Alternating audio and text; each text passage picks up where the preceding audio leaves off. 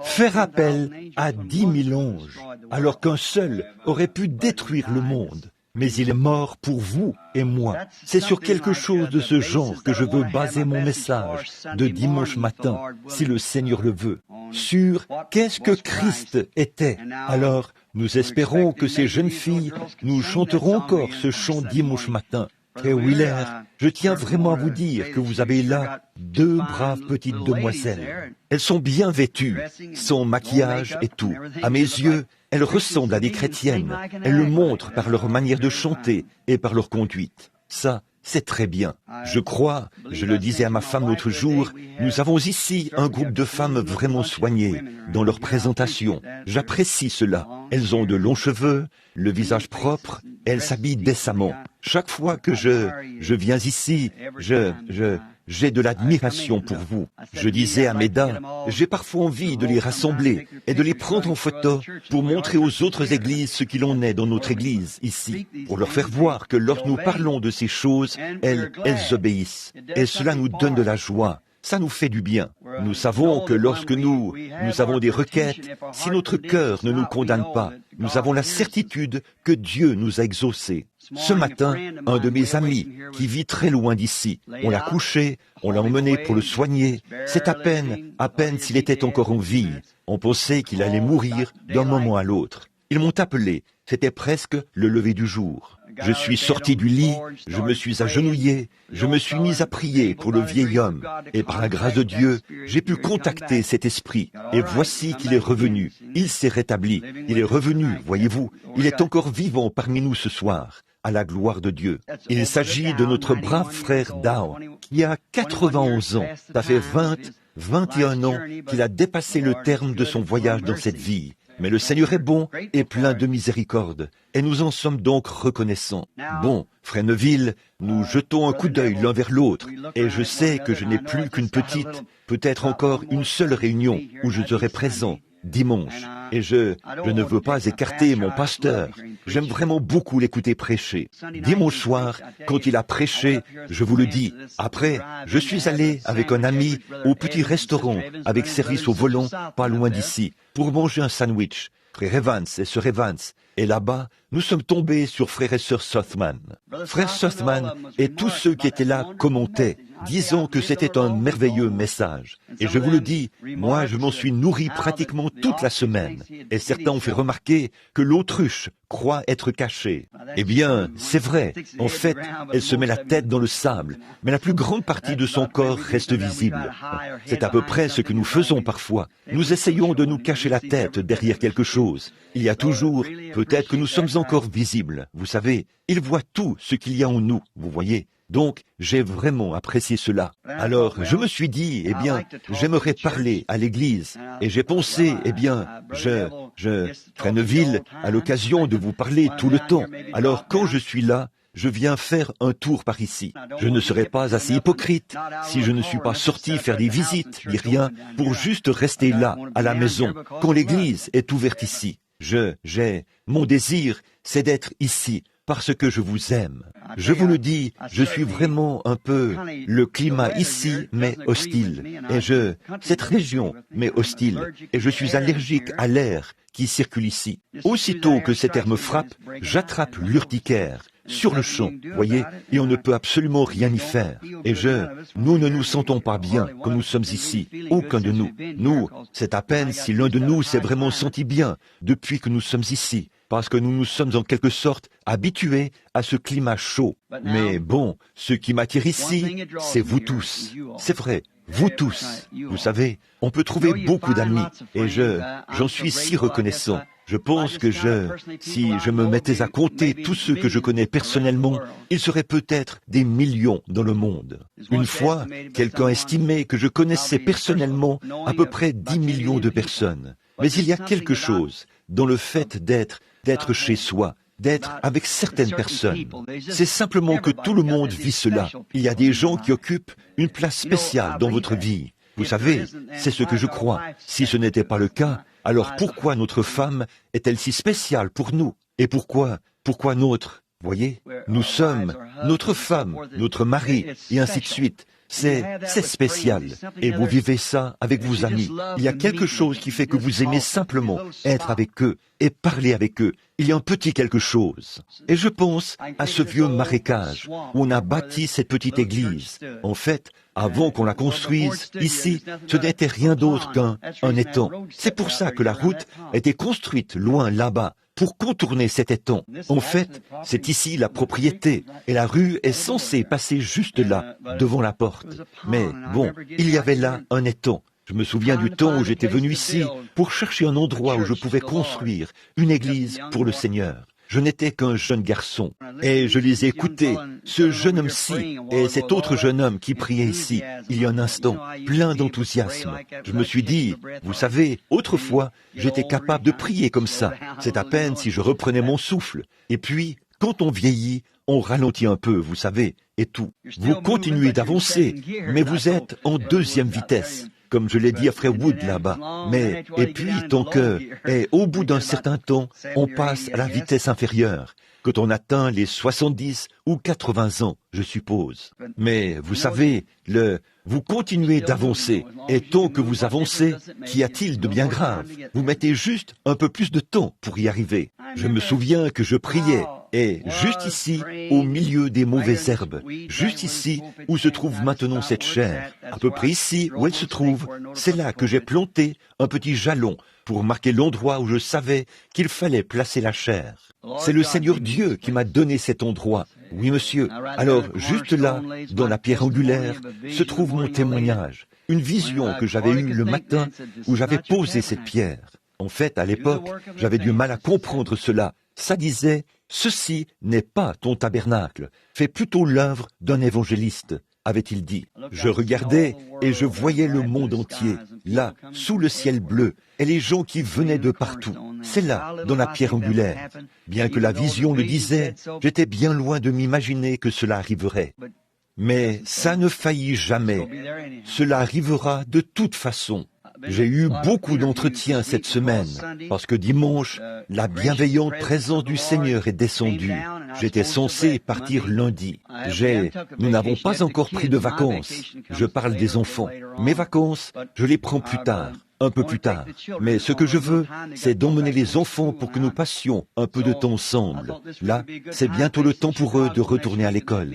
Alors je me suis dit que cette semaine, ce serait le bon moment. Comme je dois être à Chicago la semaine prochaine, à cette série de réunions qui se tiendra là-bas. Mais là, avec cette onction de l'esprit, je me suis dit, c'est le bon moment d'avoir des entretiens. C'est maintenant le moment où je peux m'occuper de certains d'entre eux sur la liste.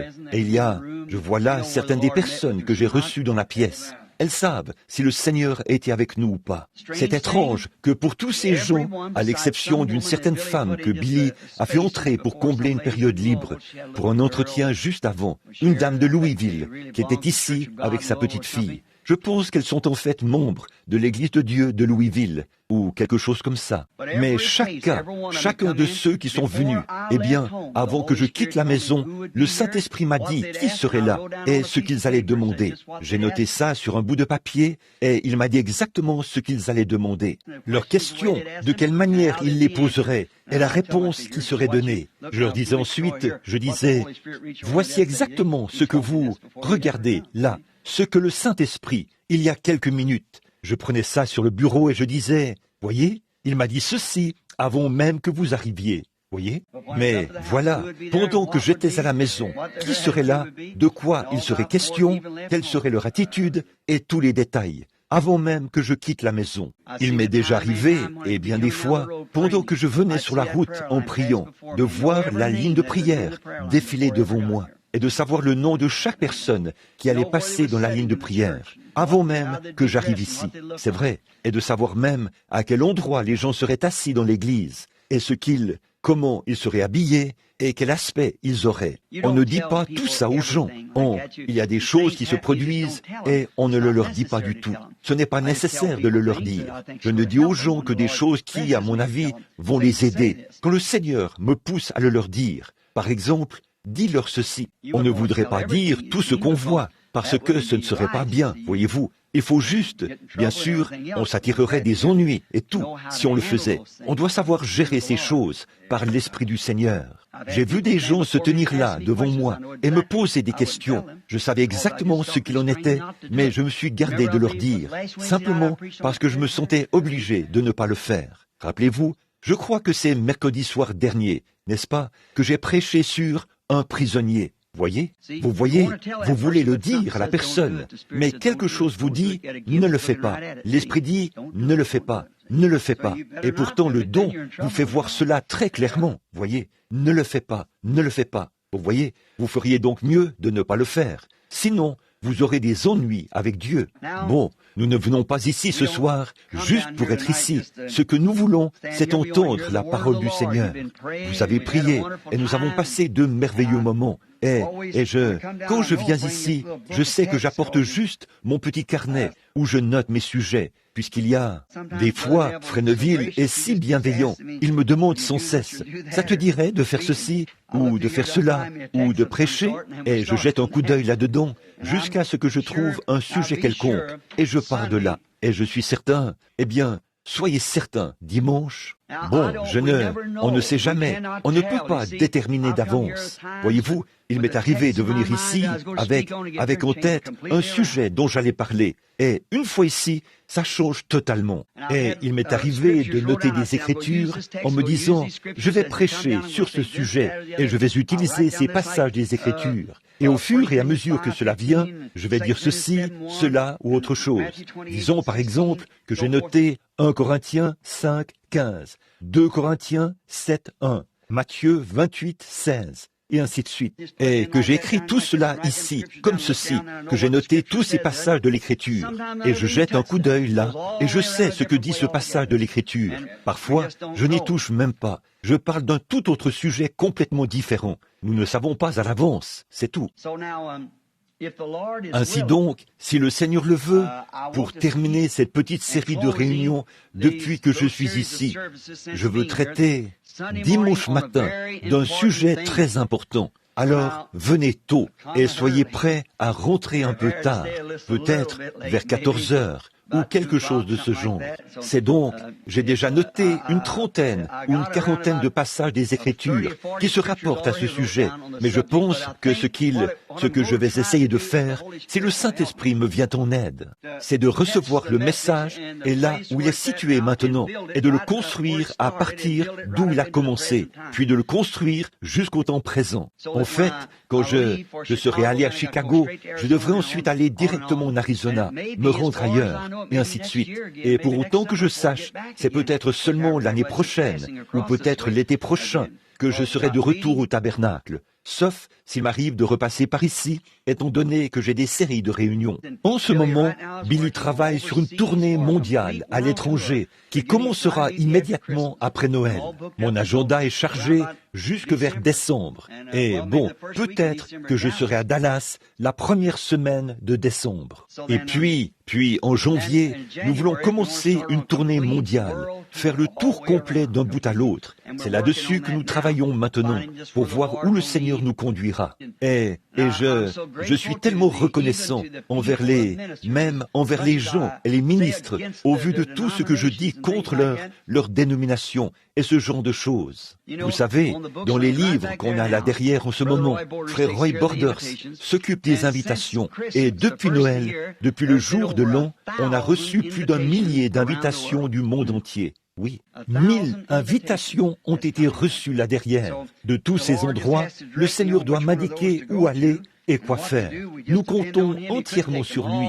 Il est impossible d'honorer toutes ces invitations. On ne pourrait répondre à plus de 8 ou 10 de ces invitations au cours d'un seul été, même s'il le fallait. On a un complet, à moins de passer juste un soir ici et un soir là. Et les gens veulent que vous soyez là pendant 2 semaines, 3 semaines, et ainsi de suite. Ou le plus longtemps possible. Ou certains disent aussi longtemps que le Seigneur vous conduira.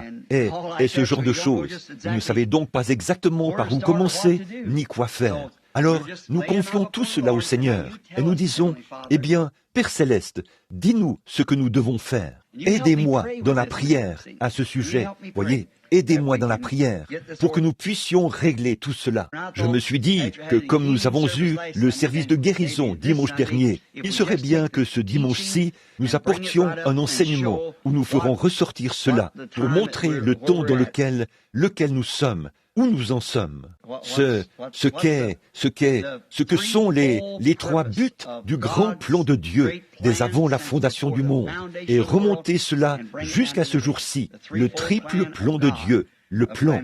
Je travaille actuellement sur la deuxième phase, qui consiste à identifier les passages des Écritures, les chercher et les classer. Maintenant, voyons voir. Courbons la tête un instant. Seigneur Jésus, le grand berger de la bergerie, nous nous sommes rassemblés ici ce soir, en ton saint nom, plein de grâce. Nous t'aimons, Seigneur, et nous te remercions pour cette réunion de prière ce soir, pour les cantiques de l'Église que nous avons chantés avec de la joie dans notre cœur. Et nous entendions les gens frapper dans leurs mains alors qu'ils entraient. Et puis nous nous sommes agenouillés et nous avons tous répandu notre cœur devant toi. Et nous t'avons remercié pour ce que tu as fait pour nous. Et nous t'avons demandé de continuer à marcher avec nous. Et c'est maintenant le moment de lire la parole, afin de pouvoir dire quelque chose aux gens. Dirige-nous dans nos pensées, Père, et reçois-en la gloire. Ce soir, à travers nous, veuille dire quelque chose qui nous aidera tous, quand nous sortirons d'ici, à prendre la résolution dans notre cœur de vivre mieux et plus près de toi que jamais auparavant. C'est pour cela que nous sommes ici, Seigneur. Nous sommes ici pour te connaître davantage. Et nous te prions de nous dévoiler ton grand être ce soir par la révélation de ta parole, afin que nous sachions comment être de meilleurs chrétiens et comment nous conduire en ces derniers jours. C'est au nom de Jésus que nous le demandons. Amen.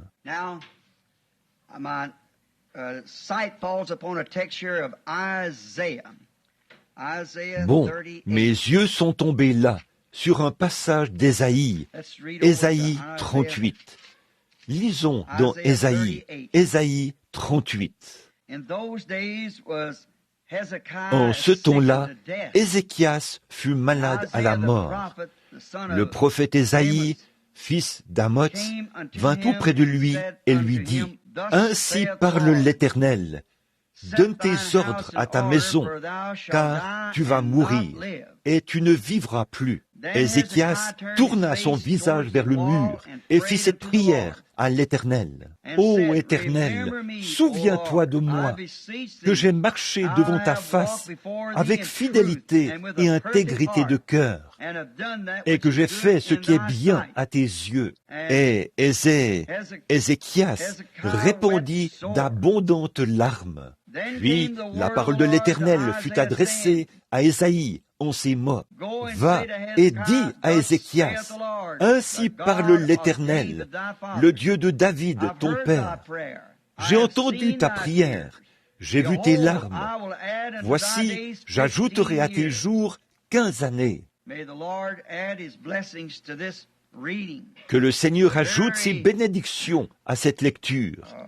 À mon avis, c'est un sujet très important pour un bref message comme celui-ci. Je veux l'intituler « Dieu n'appelle pas l'homme en jugement sans l'avoir d'abord averti ». Et nous voulons saisir le contexte ou la toile de fond qui se trouve ici, dans ce texte ce soir. Dieu qui avertit l'homme avant de le placer face à sa mort. Bon, tout le monde expérimente ceci. On pourrait se dire, eh bien, cet homme-ci est mort sans avoir été averti. Non, non, non. Jamais Dieu, vous ne savez pas ce qu'il y avait dans le cœur de cet homme. Vous ne savez pas ce qui s'est passé dans sa vie. Voyez, Dieu ne met jamais un homme face à sa mort sans l'avoir d'abord averti, sans le lui avoir dit. C'est quelque chose, une préparation. Dieu est souverain et il frappe au cœur de chaque homme pour lui donner l'occasion de venir. Bon, il pourrait ignorer cet avertissement et le rejeter et secouer la tête devant cela et s'en aller en disant « Bof, c'est juste un drôle de sentiment, ça va me passer. » Mais c'était tout de même Dieu, c'était Dieu qui lui parlait. Et même, Dieu n'exerce jamais le jugement sur la terre sans avoir d'abord averti les gens. Dieu ne fait jamais rien sans avoir d'abord annoncé ce qu'il s'apprête à faire. Et il donne aux gens le choix, de sorte que vous pouvez faire le bien ou le mal. C'est ça, voyez. Dieu ne peut jamais changer sa nature. Son programme ne peut jamais changer par rapport à ce qu'il avait commencé, parce qu'il est infini et que son programme et ses idées sont tous parfaits. Alors, s'il le changeait, cela montrerait qu'il a augmenté son savoir. Donc, puisqu'il est infini, il ne peut pas augmenter son savoir. Sa première décision est toujours parfaite, et rien ne peut jamais changer cela. Voyez, Dieu, avant même que l'homme soit mis, ait eu l'occasion de faire le mal, Dieu l'a conçu de sorte qu'il est libre d'accepter ou de refuser. Il est libre de recevoir ou non.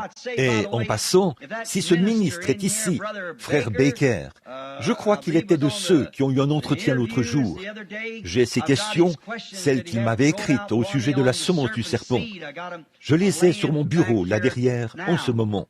S'il est ici, bon, eh bien, je ne le vois nulle part pour l'instant, mais je les ai ici. Lui et sa femme, un homme et une femme très bien, mais il n'arrivait pas à comprendre certaines choses au sujet de l'enseignement de la semence du serpent par rapport à des questions sur ce que j'avais dit et sur les prédications que j'avais faites par la suite, où j'ai parlé de la fécondation et tout. Mais alors, c'est comme avec le frère, un brave homme. Ça fait juste quelques années ou 2 ans qu'il est chrétien, mais c'est juste qu'il ne comprenait pas. Voyez-vous, c'est difficile si vous devez compter sur le Saint-Esprit, parce que cette Bible est écrite sous forme d'énigme. Vous ne pouvez pas juste vous asseoir et la lire comme un journal. C'est caché. Oui, monsieur. Comment pourriez-vous justifier Dieu lorsque, s'adressant à Moïse là-haut, il lui a dit, « Eh bien, ne te fais point d'image taillée dans ses commandements, ni de représentation des choses qui sont dans le ciel, aucun ange, ni de quoi que ce soit d'autre. Ne fais point d'image taillée. » Et pourtant, le même jour, il lui a dit de faire 2 anges d'airain et de les placer sur le propitiatoire, là où on trouve miséricorde. Voyez, vous devez connaître Dieu et sa nature avant de pouvoir comprendre sa parole. Il tient lui-même la clé de cette parole et il est le seul qui puisse la manier et l'ouvrir. C'est donc lui qui doit la révéler. Et donc là, nous voyons que c'était sa nature de toujours avertir un homme avant le jugement, avertir une nation avant le jugement, etc. Il donne toujours son avertissement pour nous rappeler une responsabilité. Nous sommes responsables. Il y a une raison pour laquelle Dieu nous a mis ici, sur terre. Et cette raison pour laquelle il nous a mis ici, nous sommes responsables devant lui à cause de cette raison-là. Vous devez vous adresser à lui pour savoir ce qu'il veut que vous fassiez. Voyez ? Sinon, si vous alliez travailler pour un homme, qu'il vous donne un travail dans un ranch ou quelque chose, et vous allez simplement dans la grange, vous vous asseyez là et vous dites, eh bien, voyez-vous, il faut aller lui demander ce qu'il veut que vous fassiez. Et ensuite, faites-le. Si vous travaillez pour un homme, renseignez-vous pour savoir quelles sont vos tâches. Alors, si notre vie doit se passer ici, sur la terre, eh bien, nous devons aller vers celui qui nous a mis ici. Seigneur, que veux-tu que je fasse? Que dois-je faire? Pourquoi suis-je ici? Si vous devez être femme au foyer, plongeur, si vous devez être ce que Dieu veut que vous fassiez, faites-le du mieux que vous pouvez, même si c'est modeste, peu importe, même si c'est modeste, vous devez le faire. Vous dites, eh bien, le problème c'est que nous voulons tous faire le travail de l'autre. Nous voulons tous porter le ballon, comme on dit, voyez-vous, comme cette montre ici. Bon, chaque petit mouvement dans cette montre a sa place. Or, toutes les parties ne peuvent pas être les aiguilles. Maintenant, je regarde seulement les aiguilles pour voir l'heure qu'il est. Mais si l'un des petits rouages qui sont à l'intérieur ne fonctionne plus, elle ne donnera pas l'heure exacte. Et c'est pareil pour les gens. Nous tous, le corps de Christ doit être dans sa position, en harmonie. Voyez ? Et ainsi, nous pouvons regarder autour et voir l'heure qu'il est. Voyez ? C'est alors que le monde regarde pour voir ce qu'il en est. Voyez ? Mais il vous observe. Et si vous n'êtes qu'un petit ressort spiral, un ressort moteur, ou quoi que vous soyez, faites vraiment ce travail du mieux que vous pouvez. Donc, parce que nous avons une responsabilité pour laquelle nous devrons un jour rendre des comptes à Dieu. Tous les hommes qui sont venus sur la face de la terre ont à rendre des comptes à Dieu pour une responsabilité. Et pour beaucoup d'entre nous, une administration dont nous aurons à répondre. Nous, cette responsabilité est une administration que Dieu nous a confiée, peu m'importe ce que c'est. Comme je l'ai dit il y a quelques instants, une femme au foyer. Alors, soyez une véritable femme au foyer. C'est vrai, s'il s'agit d'être fermier, soyez un véritable fermier. Peu importe ce que Dieu vous a mandaté de faire, vous en êtes l'administrateur et vous devrez rendre des comptes à Dieu pour cela. Parce qu'il faut toutes ces choses pour le faire. Il avait été dit à Ézéchias de mettre sa vie en ordre et de se préparer, parce qu'il allait rencontrer son Créateur. Or, Ézéchias était un roi, un grand homme. Avez-vous remarqué sa supplication ici? Seigneur, je te supplie d'avoir égard à moi. J'ai marché devant toi avec intégrité de cœur. Quel témoignage que cela pour nous aujourd'hui. Et cela devrait l'être. Un homme qui marche devant Dieu. Même la sentence de mort avait été prononcée contre cet homme. Et Dieu a quand même changé d'avis à son sujet. Parce qu'Ézéchias avait l'intention de faire quelque chose. Et Dieu a dit qu'il nous donnerait ce que notre cœur désire. L'heure avait sonné pour Ézéchias. Il avait un cancer ou quelque chose de ce genre. Et en ce temps-là, on appelait cela un ulcère. Mais nous savons qu'en général, les ulcères ne tuent pas, on en guérit. Mais c'était peut-être un cancer qui se présentait comme un ulcère. Et Dieu s'est adressé à Ésaïe en ces termes. « Monte là-haut et dis-lui qu'il va mourir. » Et Ézéchias avait encore des choses à faire. Il avait... Quand vous implorez Dieu pour obtenir quoi que ce soit, vous devez le faire dans un but. C'est exactement comme ce passage de l'Écriture que je cite très souvent. Si vous dites à cette montagne, « ôte-toi de là », et si vous ne doutez pas, mais croyez que ce que vous avez dit arrivera, ce que vous aurez dit vous sera accordé. Or, cela dépend entièrement de votre motif et de votre objectif. Voyez? Sinon, ça n'arrivera pas. Voyez? Vous ne pouvez pas simplement aller là. C'est là que bon nombre d'entre nous commettent beaucoup d'erreurs. Le fait d'aller là et dire, « Bon, je vais vous montrer que j'ai la foi pour faire ceci. » Là, vous avez tort pour commencer. Dieu ne vous confie pas des dons juste pour que vous vous en serviez comme d'un jouet. Comme je le disais il y a un instant, il ne vous fait pas voir des visions juste pour vous amuser. On ne s'amuse pas avec ça. C'est sacré. Servez-vous-en simplement comme le Seigneur vous l'accordera. Soyez son prisonnier. Peu importe à quel point vous voulez dire à ce gars-là combien il a tort, ceci, cela ou autre chose. Restez tranquille jusqu'à ce que Dieu le dise. Et quand Dieu l'a dit, alors vous pourrez venir avec l'ainsi dit le Seigneur. En attendant, mettez tout ça de côté. Le monde d'aujourd'hui est tout à fait dans la même situation que l'était Ézéchias à l'époque. Le monde a reçu des avertissements. Il reçoit continuellement des avertissements. L'Église reçoit des avertissements. Ainsi donc, ces choses-là n'arrivent pas par hasard. Elles sont toutes le résultat de quelque chose. Donc, la maladie d'Ézéchias, le fait qu'il avait cet ulcère, n'était pas le fruit du hasard. Dieu avait envoyé Ésaïe là-bas pour lui dire de donner ses ordres à sa maison à ce moment-là, parce qu'il allait mourir. Ézéchias a pleuré et a dit à Dieu, « J'ai marché devant ta face avec intégrité de cœur, et je te prie de me conserver la vie pour une cause, une bonne cause, pour la cause de Dieu. » Dieu a parlé au prophète et lui a dit, « Retourne et parle-lui. » N'est-ce pas étrange? Ézéchias était l'homme le plus important du pays. Voyez, Ézéchias était un roi et un homme pieux. C'était un vrai homme, puisqu'il a pu faire une telle supplication devant Dieu, et que Dieu ne l'a pas réprimandé pour cela. J'ai marché devant ta face avec intégrité de cœur. Eh bien, cela en dit long, voyez. Et Dieu n'a jamais dit, non, Ézéchias, tu ne l'as pas fait. Il a plutôt reconnu qu'il l'avait bel et bien fait. Et il a dit, je vais te conserver la vie un peu plus longtemps. Voyez, je vais t'accorder ta demande. Voyez, parce qu'il avait été un homme juste. Il avait été un vrai serviteur de Christ. Ainsi donc, nous avons ce sentiment que nous avons le droit de demander quelque chose quand notre objectif est juste et que notre motif l'est aussi. Or, nous voyons aujourd'hui que depuis de nombreuses années, je dirais depuis 15 ans, voire plus, Un avertissement a continuellement été lancé d'un bout à l'autre du pays. Repentez-vous, sinon vous périrez. Remarquez, aujourd'hui je parlais à ma femme, tôt ce matin, tôt, au petit déjeuner, nous étions là, à table, à causer avant que je parte. J'ai dit, ma femme, elle parlait de Billy Graham et de sa femme, et disait combien ils essayent de vivre dans la simplicité et tout.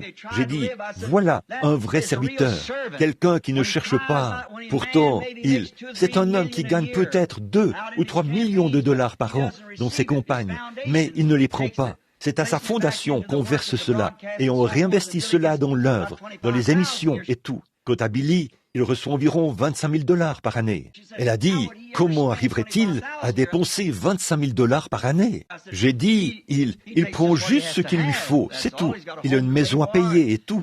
J'ai continué et j'ai dit, j'ai beaucoup de respect pour Billy Graham. Et je dis, parce qu'il a un message, et ce message, c'est la repentance. Et je vous le dis, à ma connaissance, il n'y a personne dans ce pays aujourd'hui que Dieu a utilisé pour répandre ce message comme Billy Graham. Oh, il est maître de ce sujet et il se tient simplement là. Et je vous le dis, il appelle vraiment ses politiciens et ses membres d'église à la repentance. Mais il ne va pas plus loin. Et il y a aussi frère Oral Roberts, un autre grand serviteur du Seigneur. Il n'y a personne là-dehors qui soit comparable à Oral Roberts.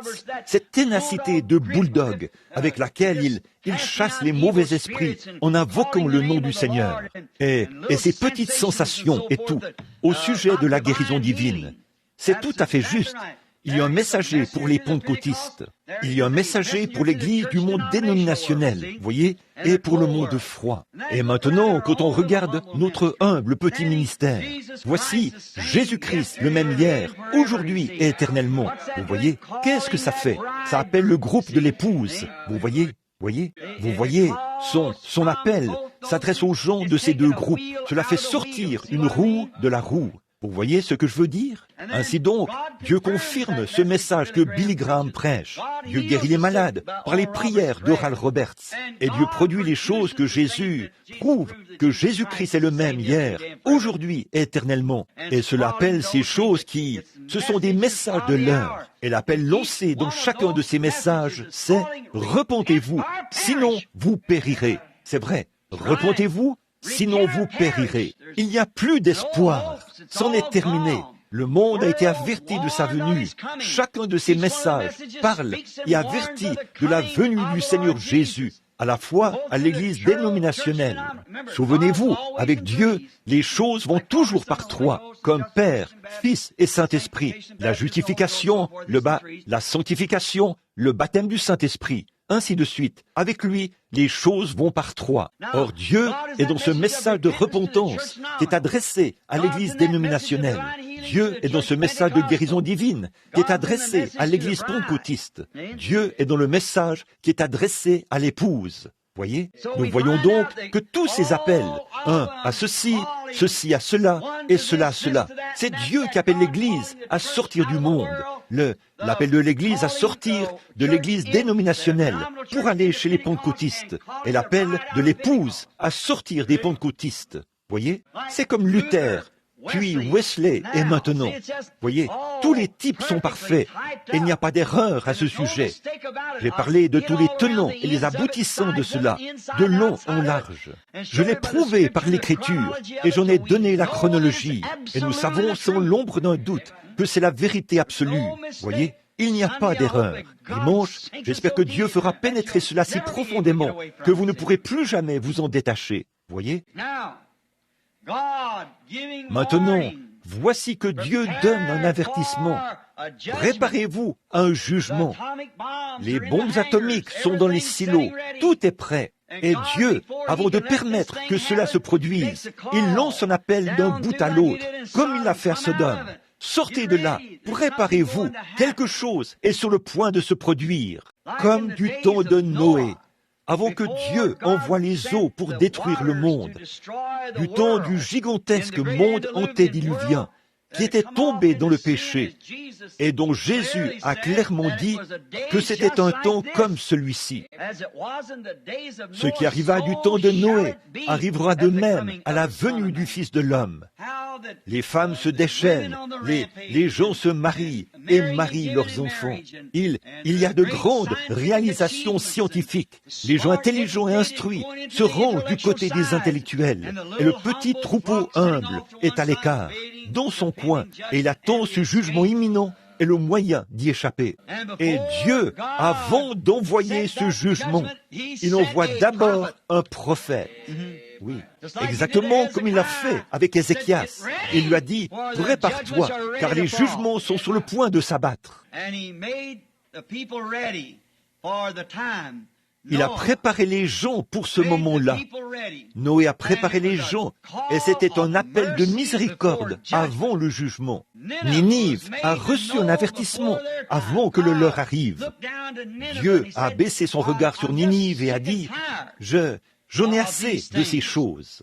Je vois que là, dans tout ce grand monde païen, ces gens des nations, leur ville, comme ça se faisait à l'époque, le jugement se faisait par ville. Aujourd'hui, c'est par nation. Maintenant que les populations se sont multipliées, comme on le voit, il a dit, cette grande ville s'est entièrement livrée au péché. Dieu, avant d'envoyer le jugement, il aura envoyé un message d'avertissement. Sortez de là, mettez-vous en règle. Regardez bien, le prophète n'a rien dit d'autre que de l'heure. Il leur a dit, dans 40 jours, cette ville sera détruite. Et, comme il est parfois difficile de faire cela, de dire cela aux gens. Si le prophète ne prend pas garde, il va avoir des ennuis, parce qu'il va en quelque sorte pencher d'un côté, à force de chercher à adoucir les choses, ou à faire un peu de compromis ici et là. Mais le vrai prophète, qui a reçu l'ordre de Dieu, ne devrait jamais faire de compromis sur quoi que ce soit. Il devrait absolument livrer le message tel quel. C'est pour ça qu'il a tant utilisé l'esprit d'Élie, voyez-vous, parce que cet esprit a toujours exécuté ses ordres. Voyez-vous, vous voyez, il a toujours transmis ses ordres à la lettre. Et cela a toujours été « revenez à la parole ». Voyez, il a toujours été question de les ramener à la parole. Maintenant, nous voyons que Ninive était dans le péché. Et le prophète hésitait, parce que c'était un monde païen, voyez. C'était une nation païenne, un peuple des nations, pas le sien. Ces gens-là n'étaient pas des Hébreux, c'étaient des gens des nations. Ninive était un grand port maritime et commercial, avec de grandes industries de pêche. Ces gens-là vivaient de la pêche. Et ils avaient, ce pays-là devait être un grand lieu de péché. L'argent y coulait à flot. Et là où l'argent abonde et que les gens sont tournés vers les idées populaires du moment, le péché s'installe toujours. Et la violence aussi. Dieu en avait assez. Il avait donc un prophète dans le pays. Et il a dit à son prophète, « Descends là-bas à Ninive, proclame et dis ceci, dans 40 jours, cette ville sera détruite. » Bon, là, Jonas s'est dit, « Il me semble que je pourrais avoir quelques ennuis. » Aussi voulait-il en être certain davantage. Il s'est donc dit qu'il ferait mieux de prendre de petites vacances et de se rendre à Tarsis. Et nous voyons que il ne restait plus que 40 jours. Voyez, le message est donc urgent. L'heure est proche. Ne perdez pas votre temps à faire autre chose, à acquérir une licence en lettres ou à faire des découvertes. L'heure est proche. C'est ce qui ne va pas chez les gens aujourd'hui. Nous essayons de construire de grandes écoles et d'avoir de grandes choses de ce genre, alors que la miséricorde, oh là là, si nous prêchons la venue du Seigneur, qu'avons-nous besoin d'écoles?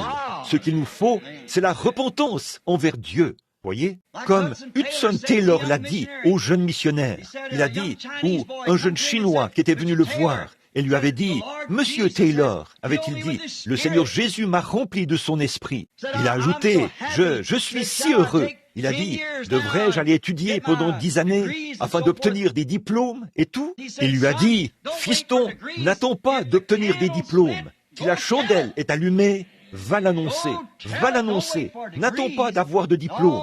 Non, avant d'avoir obtenu tes diplômes, ta chandelle sera à moitié consumée.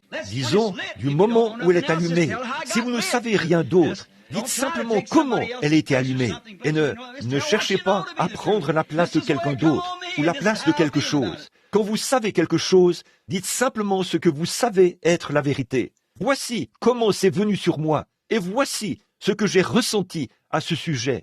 C'est, si vous n'en savez pas plus, dites cela.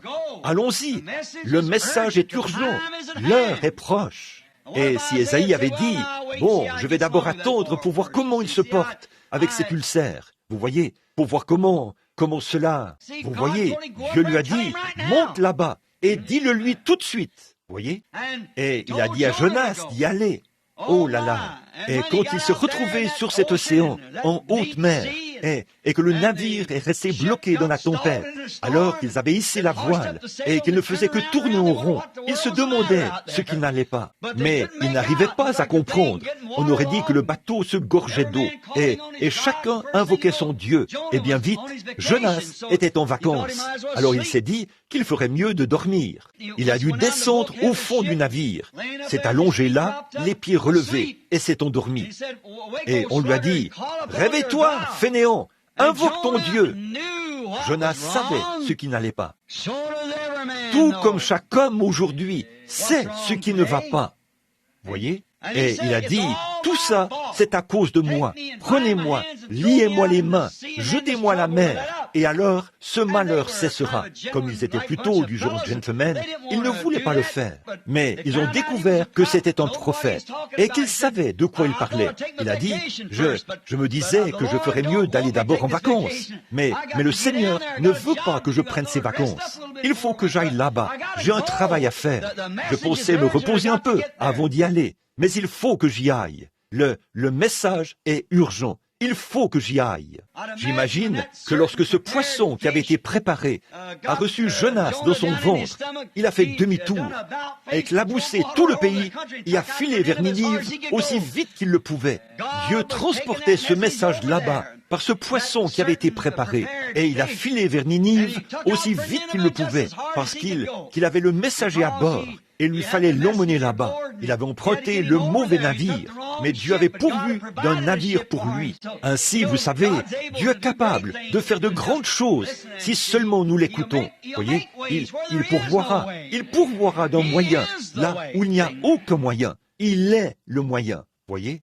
Et quand le message est vraiment urgent, comme il est aujourd'hui, Dieu pourvoit d'un moyen. Nous remarquons aussi qu'Amos, j'ai prêché sur cet homme, Amos. Si un de ces jours, vous voulez lire son histoire, c'est très beau. Lisez l'histoire d'Amos, dans Amos chapitre 1. Il est lui aussi un type montrant qu'il y a des avertissements avant que le jugement frappe le péché. Ainsi, la ville qu'il allait mettre en garde là-bas était habitée par une bande de Juifs qui étaient en quelque sorte sortis des sentiers battus, et on avait fait un grand centre touristique. Et j'imagine bien, comme je l'ai illustré ce matin-là, alors que je parlais de lui, qu'une fois que sa tête chauve apparut sur le sommet de la colline, il a dû plisser ses petits yeux, il a baissé le regard. Il a vu le péché de cette grande nation et de ce peuple, alors qu'il passait ses doigts dans sa barbe blanche, comme ça. Oh, quelle affaire! Mais personne ne savait d'où il venait. Personne ne connaissait ces prophètes. Ils surgissent simplement de quelque part et repartent de la même manière. Mais il est entré dans la ville en criant, « Ainsi dit le Seigneur, repentez-vous, sinon vous périrez, car Dieu va détruire cette nation. Il va rayer cet endroit de la terre. Vous avez passé un accord avec votre ennemi, et vous croyez être en paix avec votre ennemi. Mais entre-temps, les Assyriens sont là, en train de se fortifier. Deux personnes ne peuvent pas marcher ensemble sans être d'accord.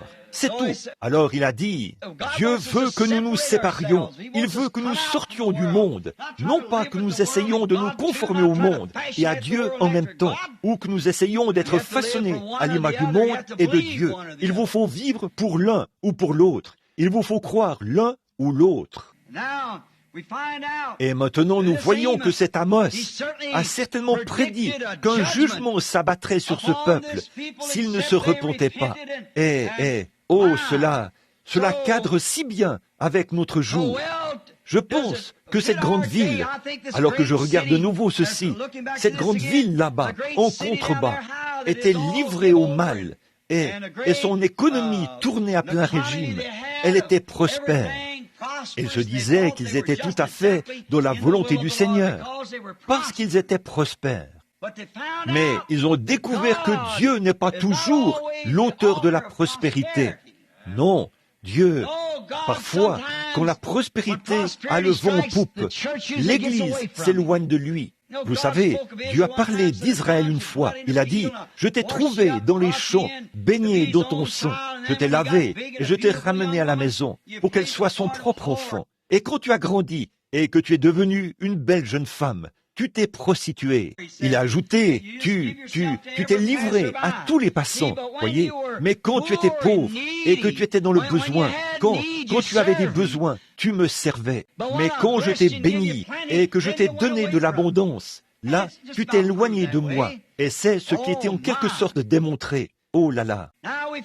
Eh bien, nous voyons que ce prophète a vraiment parlé durement à cette nation, cet Amos. Il n'était qu'un laboureur. Mais nous voyons que lorsqu'il l'a fait, qu'il leur a parlé durement et leur a annoncé ce qui arriverait. Et qu'il leur a dit que s'ils ne se mettaient pas en règle avec Dieu, c'est ce même ennemi avec lequel ils s'étaient associés qui les détruirait. Nous voyons donc que notre arrogante Amérique n'échappera pas à la colère de Dieu. Comme j'en ai parlé un jour, depuis que je suis ici, je suis sûr que c'était ici, que tout est à sa fin. Vous savez, je ne vois rien sur quoi s'appuyer. On ne peut pas s'appuyer sur la politique, elle est fichue. On ne peut pas s'appuyer sur la vie sociale, parce que les mœurs sont vraiment corrompues. Il n'y a rien sur quoi s'appuyer, là. Et on ne peut pas mettre son espérance sur quoi que ce soit. Qu'en est-il de l'Église? Eh bien, on ne peut rien faire avec l'Église. Elle est si formaliste. C'en est fini d'elle. Il n'en reste plus rien. Elles ont déjà vendu leurs droits d'aînesse pour un plat de lentilles. Elles n'attendent que le jugement. Le Saint-Esprit est allé d'un bout à l'autre de cette nation. Il a fait voir ses miracles et ses prodiges. Et on rejette continuellement sa grâce. Il confirme que c'est lui-même et prouve par sa grande confirmation qu'il est la parole de Dieu manifestée en ce jour. Et on continue de la rejeter. Voyez, il ne reste plus rien maintenant. On ne peut pas continuer indéfiniment de faire cela à Dieu. Voyez, très bien. Nous voyons qu'il envoie d'abord ses prophètes avec des avertissements. Il ne change pas ses voies, sa manière de faire les choses. Il ne frappe pas systématiquement aussitôt qu'il avertit. Je veux que vous preniez bien note de cette déclaration. Dieu donne un avertissement, mais il ne frappe pas systématiquement au même moment où il avertit. L'avez-vous remarqué? Et là, quand il ne frappe pas au moment où il envoie un avertissement, alors on se moque du prophète. Tu t'es trompé là-dessus. Tu as menti. Tu n'avais pas raison. Il se pourrait qu'on ait dit la même chose à Ésaïe. Que pensez-vous que les hommes se sont dit après qu'il est monté là-haut et a prophétisé que le roi allait mourir, puis qu'il est revenu et a dit « Non, il vivra ». Qu'en est-il de Jonas qui a parcouru les rues en disant « Oh, dans tant de jours, dans 40 jours, cette ville sera détruite ». Et qu'ensuite Dieu ne l'a pas fait. Vous voyez, vous devez faire attention. Dieu ne frappe pas systématiquement aussitôt qu'il avertit. Mais il se passe une chose, c'est qu'on se moque du prophète après cela. Mais il est un prophète confirmé, qui a la parole du Seigneur. Voyez, les signes de Dieu est confirmé, comme Dieu a dit que les prophètes seraient confirmés. Et ces hommes l'étaient.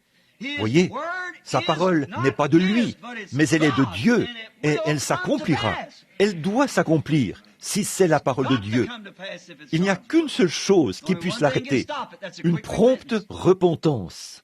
Remarquez, Amos, lui, il a vécu pour voir l'accomplissement de sa prophétie. Mais quand Amos a parlé de cette ville et de la manière dont cela arriverait, que Dieu ferait venir les Syriens pour s'emparer d'eux, et ainsi de suite, et que c'est leur propre corruption qui les perdrait. Bon, je crois que si c'est bien cela, je suis en fait en train de parcourir l'Écriture. Et si j'ai bien compté, près de 50 ans se sont écoulés après qu'Amos a donné cette prophétie. Bon, là, qu'en pensez-vous ? Toute une génération est passée avant que la prophétie d'Amos s'accomplisse. Mais si vous lisez ça ici, vous verrez que ce qu'il a dit, c'est littéralement accompli mot pour mot. Voyez, Jean a vu le livre de l'Apocalypse. Ça ne s'est pas du tout accompli en son temps, mais nous voyons cela s'accomplir à la lettre. Voyez, Daniel a prophétisé pour l'époque, pour son époque, et pour les époques qui suivent, jusqu'à la fin. Il n'a pas vécu pour en voir l'accomplissement. Il a dit, va, Daniel, tiens secret le livre, et ferme le livre, et tu te reposeras au milieu de ton héritage. Mais en ce jour-là, tu seras debout. Voyez? Maintenant, voyez-vous, on n'est pas toujours, Dieu frappe dès qu'il prophétise. La prophétie d'Amos, comme je l'ai dit, c'est 50 ans plus tard qu'elle s'est accomplie. Mais elle s'est bel et bien accomplie. Ainsi donc, le prophète est de la Bible, un vrai, un authentique prophète. C'est quelqu'un de spécial. Pas spécial parce qu'il est différent de qui que ce soit d'autre, mais c'est qu'il a un travail spécial, voyez, et comme il a une commission spéciale, il doit être spécial, un peu à part des autres, pour pouvoir le faire. C'est comme Dieu qui compare ses prophètes à un aigle. Bon, un aigle est un oiseau spécial. C'est juste un oiseau, mais c'est un oiseau spécial. Il peut voler plus haut que les autres oiseaux. Il peut voir plus loin que les autres oiseaux. Et pour qu'il puisse monter si haut, il faut qu'il soit bâti de sorte à pouvoir monter très haut. Et à quoi cela lui servirait-il de monter là-haut s'il ne peut pas voir ce qu'il fait après y être monté? Voyez, il doit donc être un oiseau spécialement conçu. Voyez, il fait en quelque sorte partie de la race des faucons. C'est un éventreur avec son bec. Et il mange beaucoup d'entre eux sont des charognards. Il existe une 40aine d'espèces d'aigles. Mais voyez-vous, dans l'Église, il y a le pasteur. Et ce pasteur est une personne spéciale. Il est bâti de façon à supporter les mécontentements des gens. Il est un porteur de fardeau. Il est le bœuf de l'équipe. C'est un homme qui peut s'asseoir quand quelqu'un a quelque chose contre quelqu'un d'autre. Il peut s'asseoir avec les deux familles, sans prendre parti pour l'une ou l'autre, raisonner la chose et les amener à se réconcilier en douceur. Voyez, c'est un pasteur. Il sait comment régler les situations. L'évangéliste est un homme spécial. C'est un homme qui brûle comme une boule de feu. Il va dans une ville, prêche son message, puis sort de là et va ailleurs. Voyez, c'est un homme spécial. L'enseignant est un homme spécial. Il entre dans l'onction de l'Esprit et il est capable de prendre les éléments de la parole et de les faire concorder par le Saint-Esprit. Et ni le pasteur, ni l'évangéliste ne peut se comparer à lui. Puis nous voyons que l'apôtre est un homme spécial. Il est quelqu'un qui met les choses en ordre. C'est un homme que Dieu envoie pour mettre les choses en ordre. Le prophète est un homme spécial. Un prophète est un homme à qui vient la parole du Seigneur. Parce que le prophète est ainsi conçu, sa vie, que son subconscient et sa conscience sont si rapprochés qu'il n'a pas besoin de s'endormir pour avoir un songe. Il le voit tout en étant éveillé. Voyez, là, c'est quelque chose que Dieu doit faire. Voyez-vous, il voit ce qui se passe. Un prophète voit longtemps à l'avance, voyez, les choses qui sont à venir. Il voit la coupe de la colère de Dieu à son comble avant qu'elle ne le soit. Il peut dire, « Ainsi dit le Seigneur, Dieu détruira cette ville si vous ne vous repentez pas. » Pourquoi? Il est un aigle. Il monte très loin dans les hauteurs, voyez. Puis il regarde au loin et voit cette coupe de la colère se déverser. C'est ce que le prophète regarde. Il ne regarde pas ce qui se passe ici. Il regarde au loin. Il dit, ça approche. Il peut monter tellement haut qu'il peut voir cette ombre. Il a dit, le monde sera obscur, obscurité, une obscurité profonde. Il va suffisamment haut que même si le soleil brille en ce moment, il voit l'ombre s'approcher. Et il dit ce qu'il voit. Ce n'est pas encore là, mais c'est certain que ça viendra. C'est vrai, ça viendra. L'obscurité profonde descendra sur les gens. Il sait que ça vient. Même des années avant que cela arrive, il le voit. Amos, ce prophète loin de Dieu, a vu les ténèbres et le jugement. Il a vu la Syrie venir avec ses chars et tout détruire dans le pays, massacrer ses gens. Il a vu venir cela et le jugement de Dieu s'abattre sur eux. Et ça, 50 ans avant que cela arrive. Mais voyez-vous, puisqu'il était prophète, il avait été élevé en esprit et avait vu cela longtemps à l'avance. Voyez, il a vu la coupe à son comble avant même qu'elle soit remplie. Comme avec Abraham. Dieu avait dit à Abraham, « Ta postérité viendra dans ce pays, et y séjournera pendant 400 ans. Et ensuite, je les en ferai sortir par une main puissante, parce que l'iniquité des Amoréens n'est pas encore à son comble. » Voyez, Dieu savait que cette coupe arriverait à son comble. Il parlait avec son prophète. Il lui a dit, « Tu vois la coupe de ces Amoréens qui sont là-bas. » Voyez, mais leur iniquité n'est pas encore à son comble, Abraham. N'en parle pas maintenant. Attends, mais ça viendra. Et quand leur coupe sera à son comble, après ces 400 ans, je les chasserai comme des sauterelles devant toi, et j'établirai ta postérité ici, dans ce pays. Amen. Voilà le prophète du Seigneur. Maintenant, quand il parle de ce qu'il voit en vision, qu'il s'agisse de la colère ou de la guérison, cela peut tarder, mais ça s'accomplira certainement si c'est au nom du Seigneur qu'il le dit. Voyez, il se peut que ce soit une bénédiction qu'il prononce sur vous. Il se peut qu'il vous dise une certaine chose et que vous ne voyez pas du tout cela. Vous direz, comment est-ce possible? Eh bien, c'est il m'a dit, ainsi dit le Seigneur. Ceci arrivera et cela arrivera. Et ce n'est pas arrivé. Cet homme s'est trompé. Là, vous serez jugés pour ne pas y avoir cru. Mais cela arrivera quand même. Voyez, ça doit forcément arriver. Même si cela tarde, dit la Bible, cela arrivera quand même au temps marqué. Cela s'accomplira. Le prophète a tout simplement regardé au loin et a vu quelque chose. Il parle de ce qu'il voit. Il ne pense pas à ici et à ce dont vous avez l'air maintenant. Il regarde ce qui sera. Et quand il le dit, si c'est dans la parole du Seigneur, cela a déjà été annoncé et rien au monde ne peut l'arrêter. Vous voyez, c'est vrai, si ce n'est Dieu lui-même. Remarquez, nous voyons maintenant que quand il raconte sa vision, c'est ce que fait le prophète. Bon, parfois, il annonce des choses agréables. Il annonce votre guérison. Très bien. Vous pourriez vous dire, ça ne peut pas du tout arriver. Je ne me sens pas mieux. Alors, qu'est-ce que cela fait? Cela fait simplement que les jugements de Dieu s'abattent sur vous. C'est vrai. Voyez, Jésus a promis de vous sauver si vous y croyez. Si vous n'y croyez pas, cela ne s'accomplira pas pour vous. Vous devez l'accepter. Vous devez y croire. Voyez, et vous devez savoir d'où cela vient.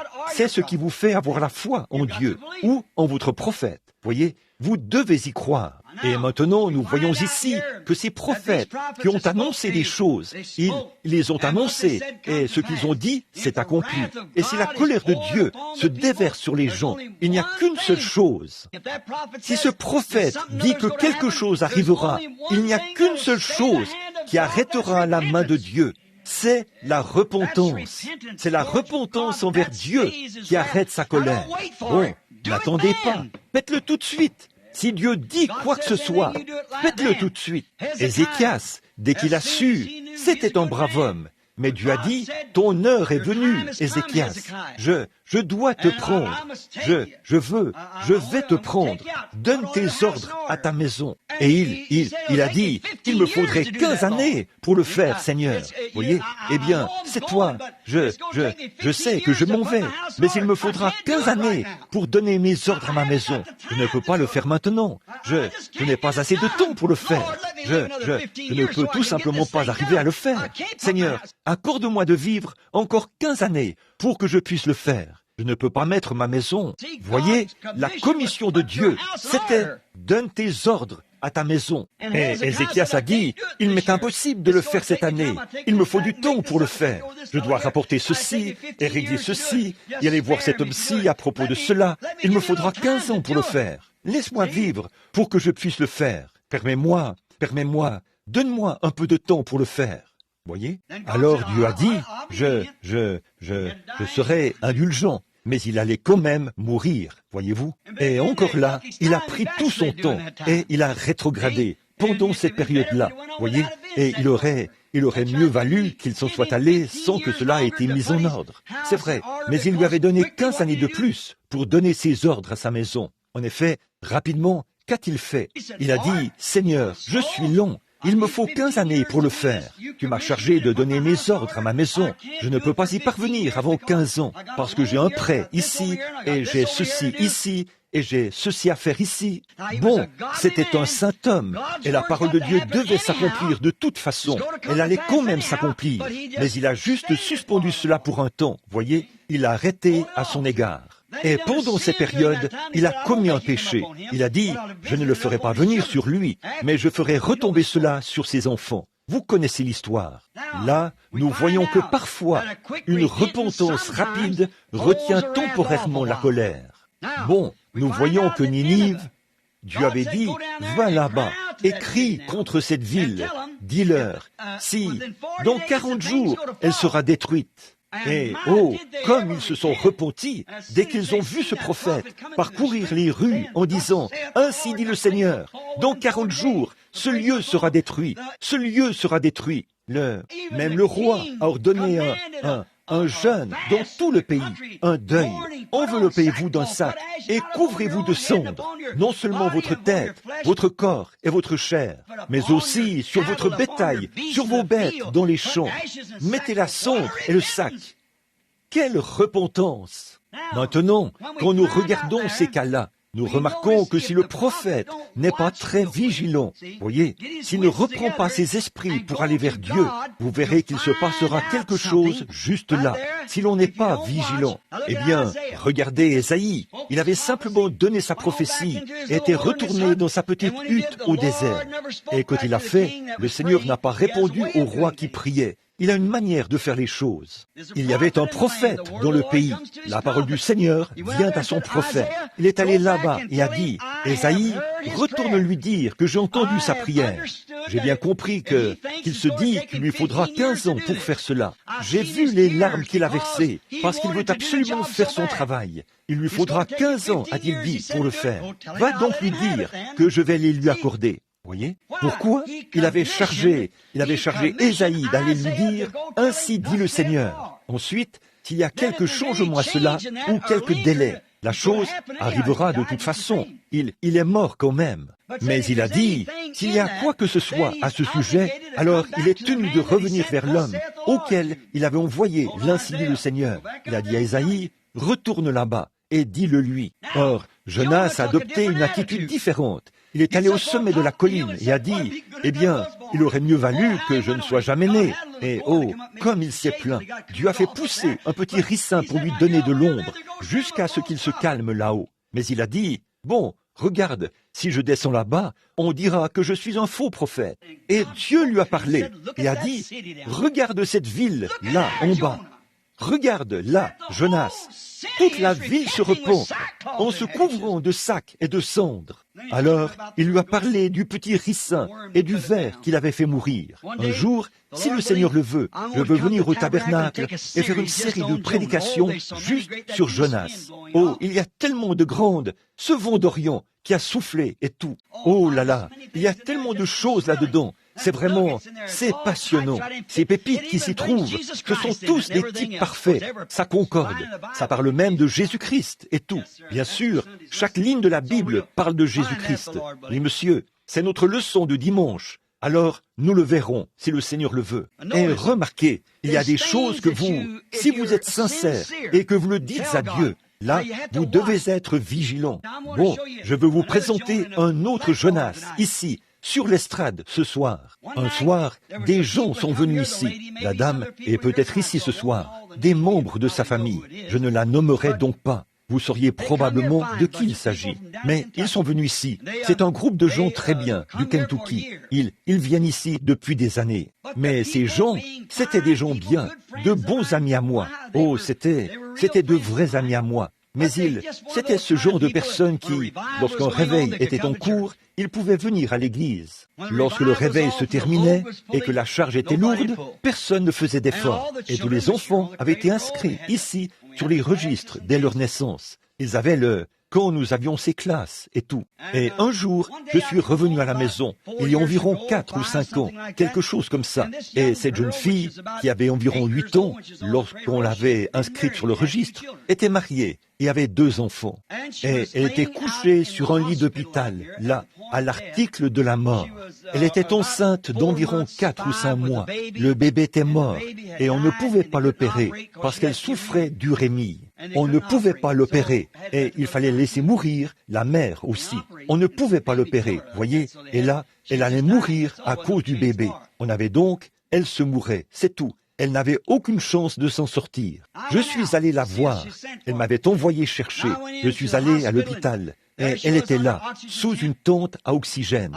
J'ai soulevé la petite ouverture. Je lui ai parlé un peu et j'ai dit, « Te souviens-tu de moi ?» Elle a dit, « Bien sûr, frère Bill, je me souviens de vous. » J'ai dit, « Comment est-ce? Sais-tu à quel point tu es malade ?» Elle a dit, « Oui. » Elle a dit, « C'est pour ça que je vous envoyais chercher. » J'ai dit, « Eh bien, alors, où en es-tu dans ta relation avec le Seigneur ?» Elle a dit, « Frère Bill, je ne suis pas prête à partir. » Alors là, nous nous sommes agenouillés et nous avons prié. Et sa mère, son mari et bien d'autres qui étaient dans la chambre.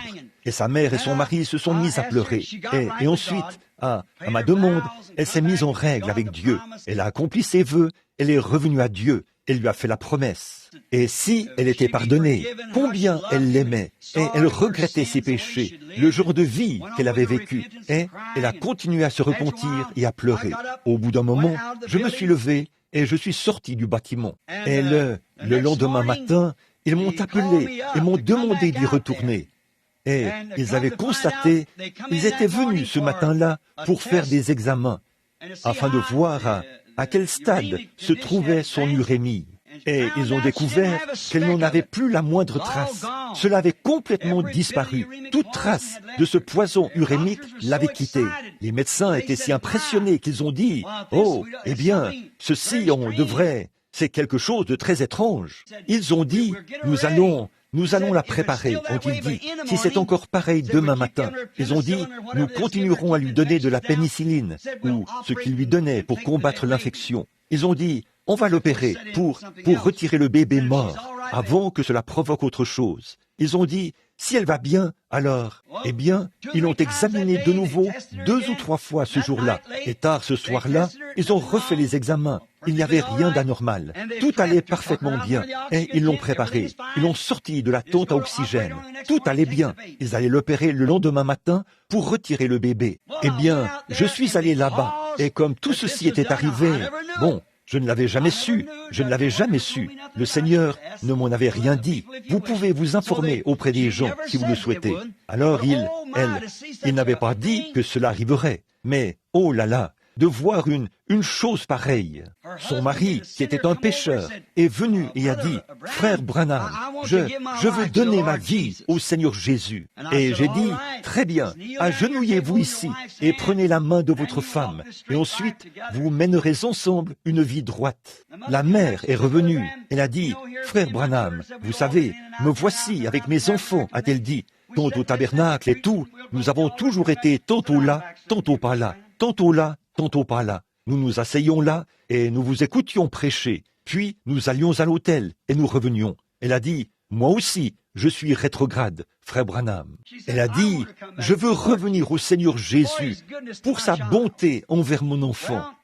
Eh bien, voyez-vous, c'est très bien, mais ce n'est pas à cause de ça qu'on vient au Seigneur Jésus. Vers minuit, entre minuit et 1h, sa mère s'est endormie et elle a appelé, elle a dit, maman, et elle a dit, oui chérie, qu'est-ce que tu veux? Elle a dit, tu sais, je suis si heureuse. Elle a dit, je suis si contente que tu sois heureuse. Elle a dit, je suis en paix avec Dieu. Puis elle a dit, oh, comme c'est bon. Quelques minutes plus tard, elle l'a de nouveau appelée. Elle a dit, maman? Elle a dit, oui. Elle a dit, je rentre à la maison. Et elle a dit, je le sais. Elle a ajouté, oui, ma chérie, a-t-elle dit, le médecin va retirer le bébé demain. Et puis, dans un jour ou deux, quand tes incisions auront guéri, tu sortiras d'ici. Tu rentreras à la maison et tu seras à nouveau heureuse avec ton mari et tes petits-enfants. Et tu seras une chrétienne qui vivra pour Dieu. Elle a dit, maman, je veux dire que je m'en vais à ma demeure céleste. Elle a dit, bien sûr, chérie, à la fin du voyage. Elle a dit, c'est maintenant la fin du voyage. Oh, a-t-elle dit, voyons donc, qu'est-ce que tu veux dire? Elle a dit, la fin du voyage. Elle a ajouté, oui, maman, dans quelques minutes, je serai partie. Eh bien, elle se disait qu'elle était tout simplement nerveuse et qu'elle délirait. Elle a appelé l'infirmière. L'infirmière a évalué sa respiration. Tout était normal. Et en moins de 5 minutes, elle était partie. Elle était morte. Et puis, quand je suis rentré à la maison, 1 ou 2 semaines plus tard, je pense que c'est frère Graham qui avait prêché lors du service funèbre de cette fille. Quand je suis rentré à la maison et que Mesdames a dit que cette fille était morte cette nuit-là, oh, je ne pouvais pas. Je suis allé voir sa mère. Oui, et je ne sais pas ce qui m'a pris de faire cela, mais j'ai dit, Seigneur Dieu, tu me dois des explications. Voyez, après que je suis allé là-bas et que j'ai parlé à ce mari, qu'il est venu au Seigneur, après avoir vu toutes ces choses que tu as faites pour lui, et tout cela, et ensuite, tu reprends la vie de cette fille, juste comme ça, j'ai dit, tu me dois des explications. Quand vous dites à Dieu quelque chose comme ça, il vous laissera ruminer dans votre coin. Il ne me doit rien. C'est moi qui lui suis redevable. Eh bien, il m'a simplement laissé bouder pendant quelques jours. Vous savez, au bout de 3 ou 4 mois, un jour, j'étais sur le bord d'un ruisseau et le Seigneur m'a parlé dans une vision. Et m'a dit, là, va vers sa mère et dis-lui ceci. Son heure n'était-elle pas venue l'an passé, alors qu'elle se noyait dans un ruisseau lors d'un pique-nique? Elle aurait dû partir à ce moment-là, mais il fallait que je la prenne au moment où elle serait prête à partir. C'est pour cette raison que tout cela est arrivé et que tu es allé là-bas. Alors, je me suis mis à genoux et j'ai pleuré. J'ai dit, Seigneur Jésus, pardonne-moi, ton pauvre serviteur stupide. Je n'aurais jamais dû parler de cette manière, Seigneur. Et je suis retourné voir la dame. Elle habitait ici, sur la rue Marquette. Je suis allé la voir et je lui ai dit, je veux te poser une question. Elle a dit, allez-y, frère Bill. Et j'ai dit, est-ce vrai que cette fille a failli se noyer? Elle a dit, c'est vrai, frère Branham. Elle a dit, son mari et les autres ont dû la sortir du ruisseau. Puis elle a ajouté, ils ont dû avoir recours à la respiration artificielle, au massage cardiaque et un appareil pour extraire l'eau de son corps. Elle a dit, elle portait une jupe, il faisait un pique-nique. Alors qu'elle était là-bas, elle a trébuché sur le sable et est tombée dans l'eau tête première. Et elle s'est étouffée. Les autres ne s'en sont pas rendus compte. Et tout d'un coup, ils ont vu son corps émerger et redescendre. Et ils ont couru dans l'eau, l'ont saisie et l'ont sortie de là. Puis elle a dit, elle a failli mourir. Elle a dit, j'ai dit, c'était son heure de partir. Vous voyez, Dieu sait ce qu'il fait. Bon, le Seigneur me l'aurait probablement dit si je n'avais pas eu l'attitude que j'avais eue. Seigneur, tu me dois des explications à ce sujet. Il ne vous doit rien. J'étais dans une réunion un soir et j'ai entendu un évangéliste qui priait pour un malade dire, Dieu, je t'ordonne de guérir cette personne. Qui donne des ordres à Dieu? Voyez, ça n'a même pas de sens. Voyez, parce que Dieu, il fait comme bon lui semble. L'argile peut-elle dire au potier, pourquoi m'as-tu fait ainsi? Voyez, bien sûr que non. Mais si le prophète reste tranquille et va vers le Seigneur pour avoir la réponse, alors la réponse sera là. Voyez, tout comme cette personne qui a posé la question au sujet de la semence du serpent. Voyez-vous, observez tout simplement, et ne soyez pas très pressés. Et qui plus est, Dieu fait toujours tout concourir au bien de ceux qui aiment le Seigneur. Bon, si Ninive ne s'était pas repentie, alors les jugements de Dieu se seraient abattus sur eux. Maintenant, rappelez-vous, le prophète doit écouter. C'était un avertissement. Maintenant, c'est la même chose pour cette nation-ci. Là, vous dites, frère Branham, dimanche dernier, vous avez dit, il n'y avait plus d'espoir. Oui. Pourquoi? Elle a rejeté son appel. Elle subira certainement cela. Elle le subira. Il viendra un temps où cette nation volera en éclats. J'ai vu cela en 1933. Voyez, je l'ai vu. Vous avez dit, il se peut que vous ayez dit, Eh bien, cela n'est pas arrivé à cette époque-là. Mais ça va arriver. Mussolini n'était pas non plus au pouvoir. La ligne Maginot n'était pas non plus construite. La voiture n'avait pas non plus la forme d'un œuf à cette époque. Et toutes ces choses, les femmes n'avaient pas non plus élu un président qui a l'air d'être un jeune étudiant. Et toutes ces autres choses. Et il n'y avait pas non plus un président catholique, et ainsi de suite. Quand cela avait été annoncé, il y a une trentaine d'années ou plus, que ces choses ont été prédites, mais il m'a simplement montré ce qu'il en serait jusqu'à la fin. Et à mesure que cette chose approche, au fil du temps, cette coupe se remplit. Et la repentance a été prêchée par Billy Graham, Oral Roberts et les autres. Les prophètes et tout ont traversé la nation en opérant des signes et des prodiges, mais elles continuent de patauger dans le péché. C'est pour ça qu'ils ne se repentent pas. La repentance accomplit cela. Remarquez, Akab ne s'est pas repenti quand Élie l'a repris. Si Akab s'était repenti et avait marché humblement devant Dieu, cela ne serait jamais arrivé. Mais Akab est allé là-bas. Il s'est emparé de la vigne de Naboth, l'a fait tuer et toutes ces vilaines choses. Et Jézabel, ce prophète s'est présenté là, avec l'ainsi dit le Seigneur. Mais qu'ont-ils fait? Elle n'a fait que le menacer de mort. Qu'est-il arrivé? Sa prophétie s'est accomplie. Les chiens l'ont mangé et ont léché le sang d'Akab. Exactement comme il l'avait dit. Il avait vu la coupe à son comble. C'est pour ça que ce petit Michée a dit la même chose. Comment pouvait-il bénir ce que Dieu avait maudit? Vous voyez, sa parole, sa prophétie était en harmonie avec la parole. Hérode, il ne s'est jamais repenti quand Jean a dit « Il ne t'est pas permis de la voir, c'est la femme de ton frère ».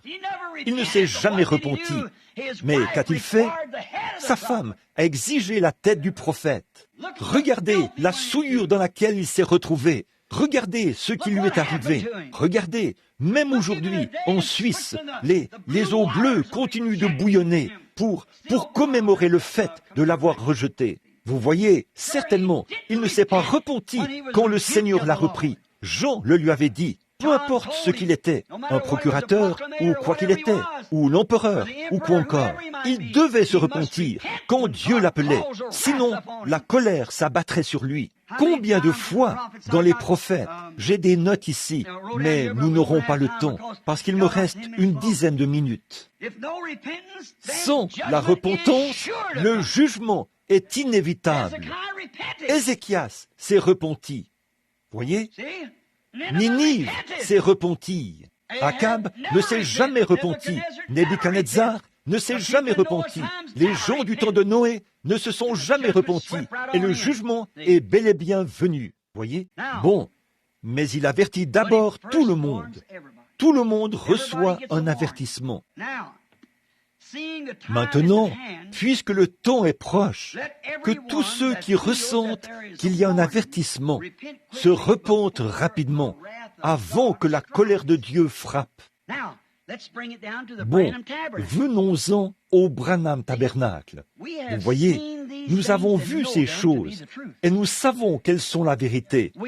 Nous savons que c'est l'exacte vérité. Voici la commission contenue dans la parole. Si vous vous repentez et que vous vous faites baptiser au nom de Jésus-Christ pour le pardon de vos péchés, vous recevrez le don du Saint-Esprit, car la promesse est pour vos enfants et pour tous ceux qui sont au loin. Voyez? Eh bien, un homme, M.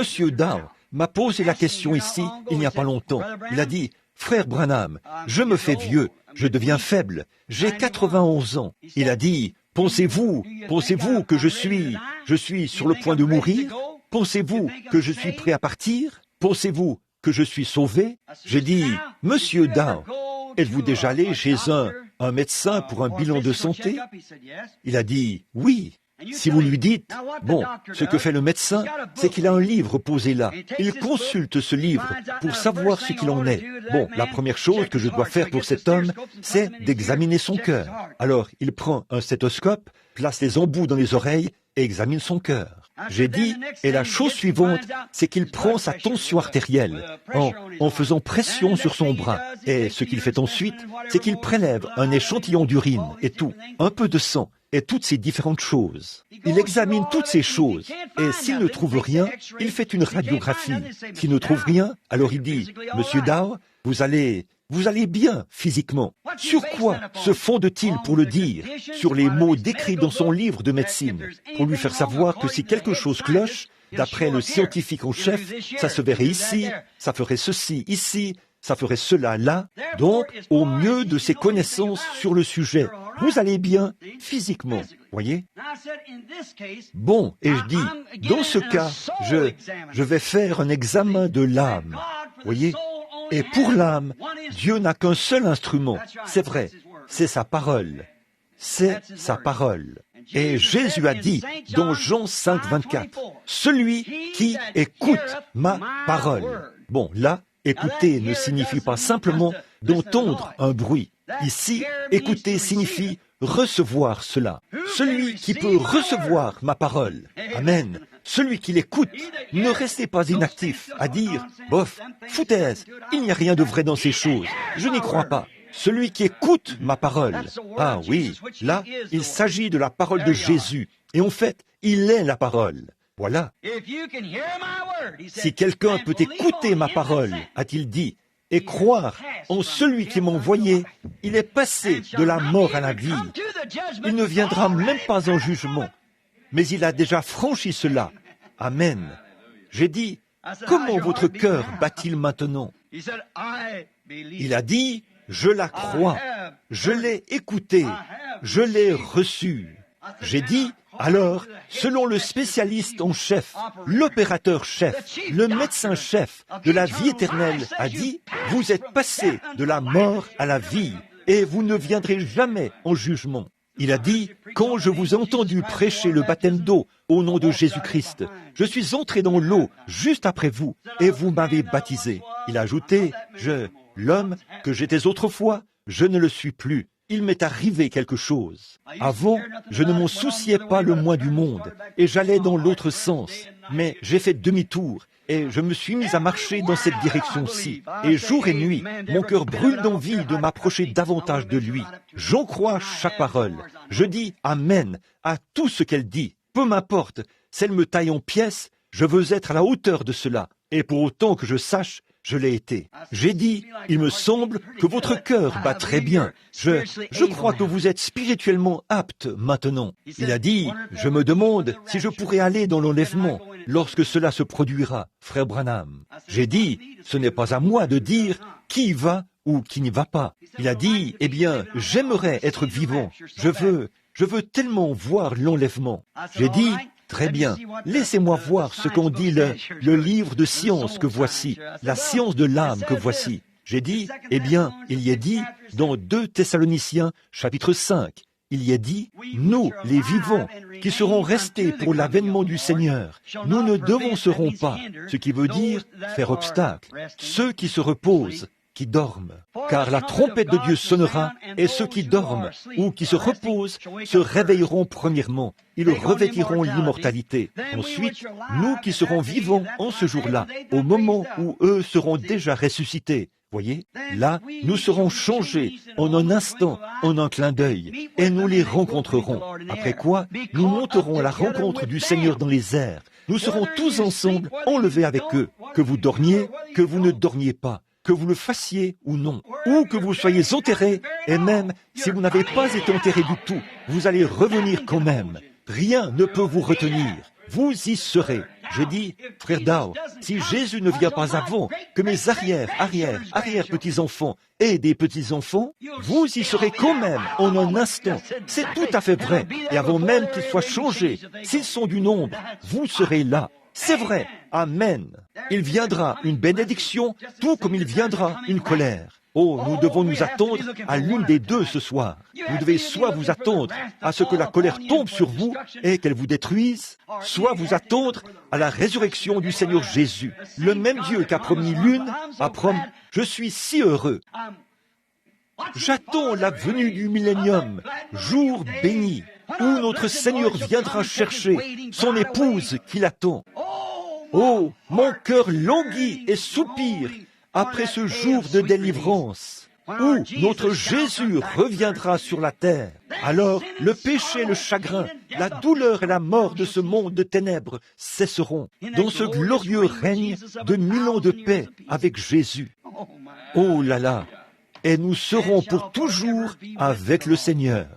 Voyez, ce que Dieu a dit doit forcément s'accomplir. Ils bâtiront des maisons et les habiteront. Ils planteront des vignes et en mangeront le fruit. Ils ne planteront pas des vignes pour qu'un autre hérite de cela. Ils planteront leurs propres vignes et les conserveront. Amen. Amen. Il ne se fera ni tort ni dommage sur toute ma montagne sainte. Alléluia. Lorsque ce corps mortel revêtira l'immortalité, cette mort aura été engloutie dans la victoire. Alors nous le verrons tel qu'il est et nous aurons un corps semblable à son propre corps glorieux. Oh, quel temps ce sera! Le même Dieu et les mêmes prophètes qui ont prédit la parole de Dieu ou la colère qui sera déversée ont aussi parlé de ces bénédictions à venir. Je suis si heureux.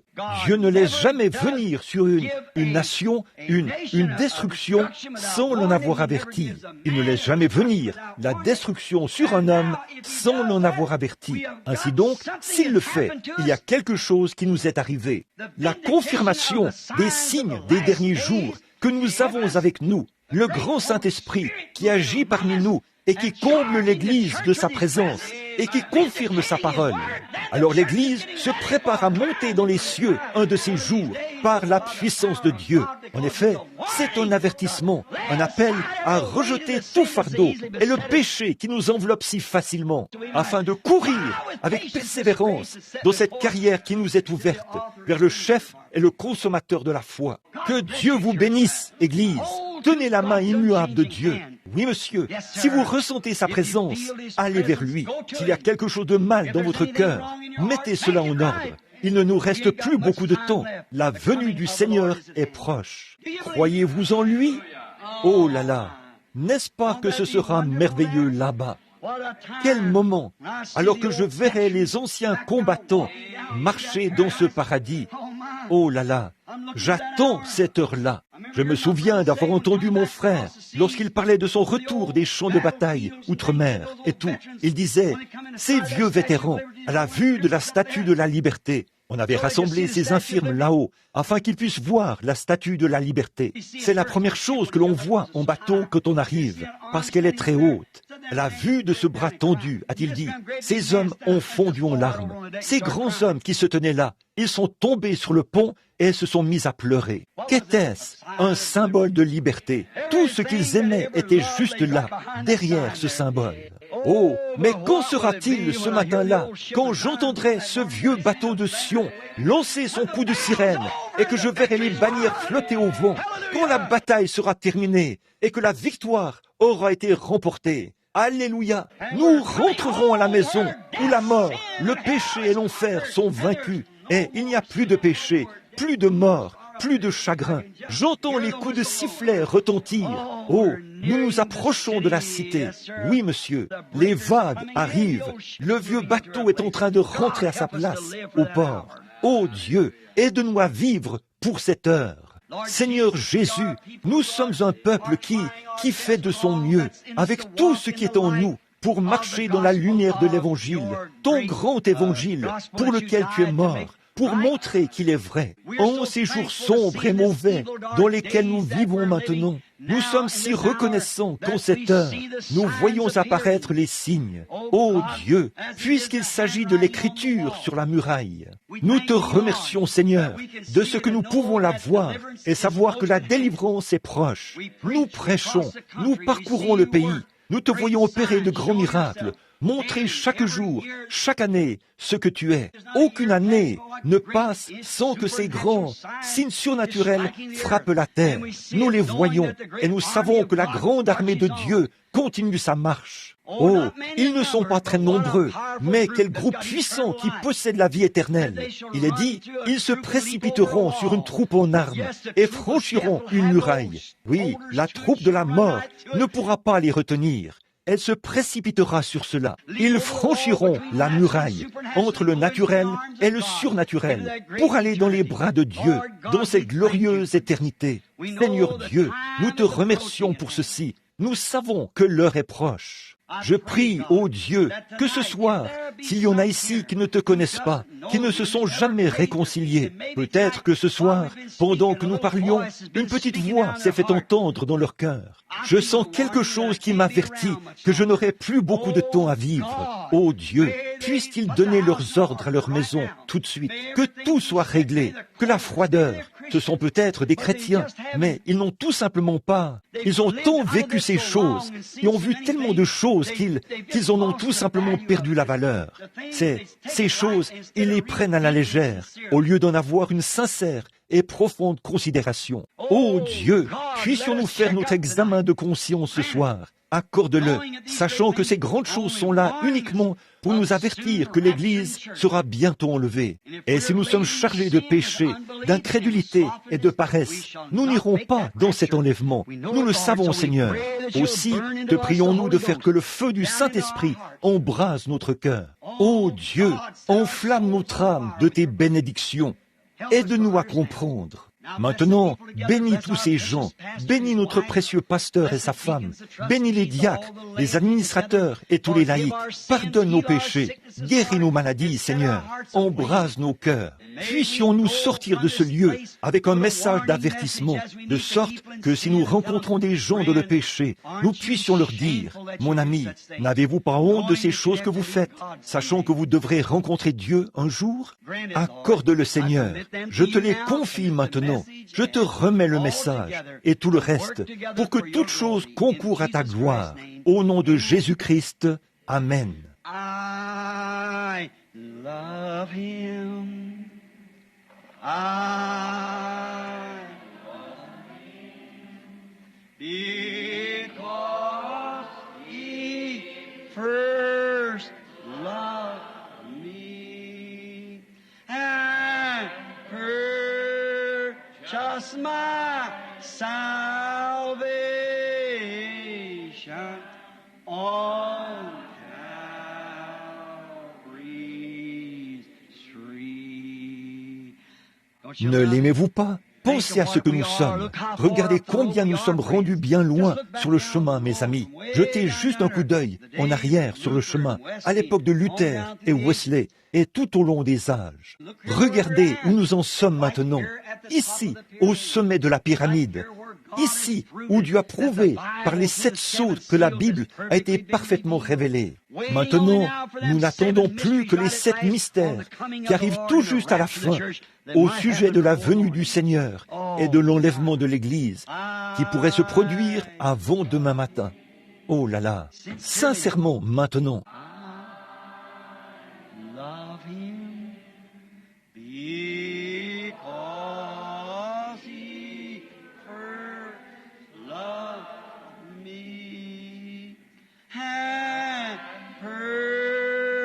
Just my salvation on Calvary. As we quietly now.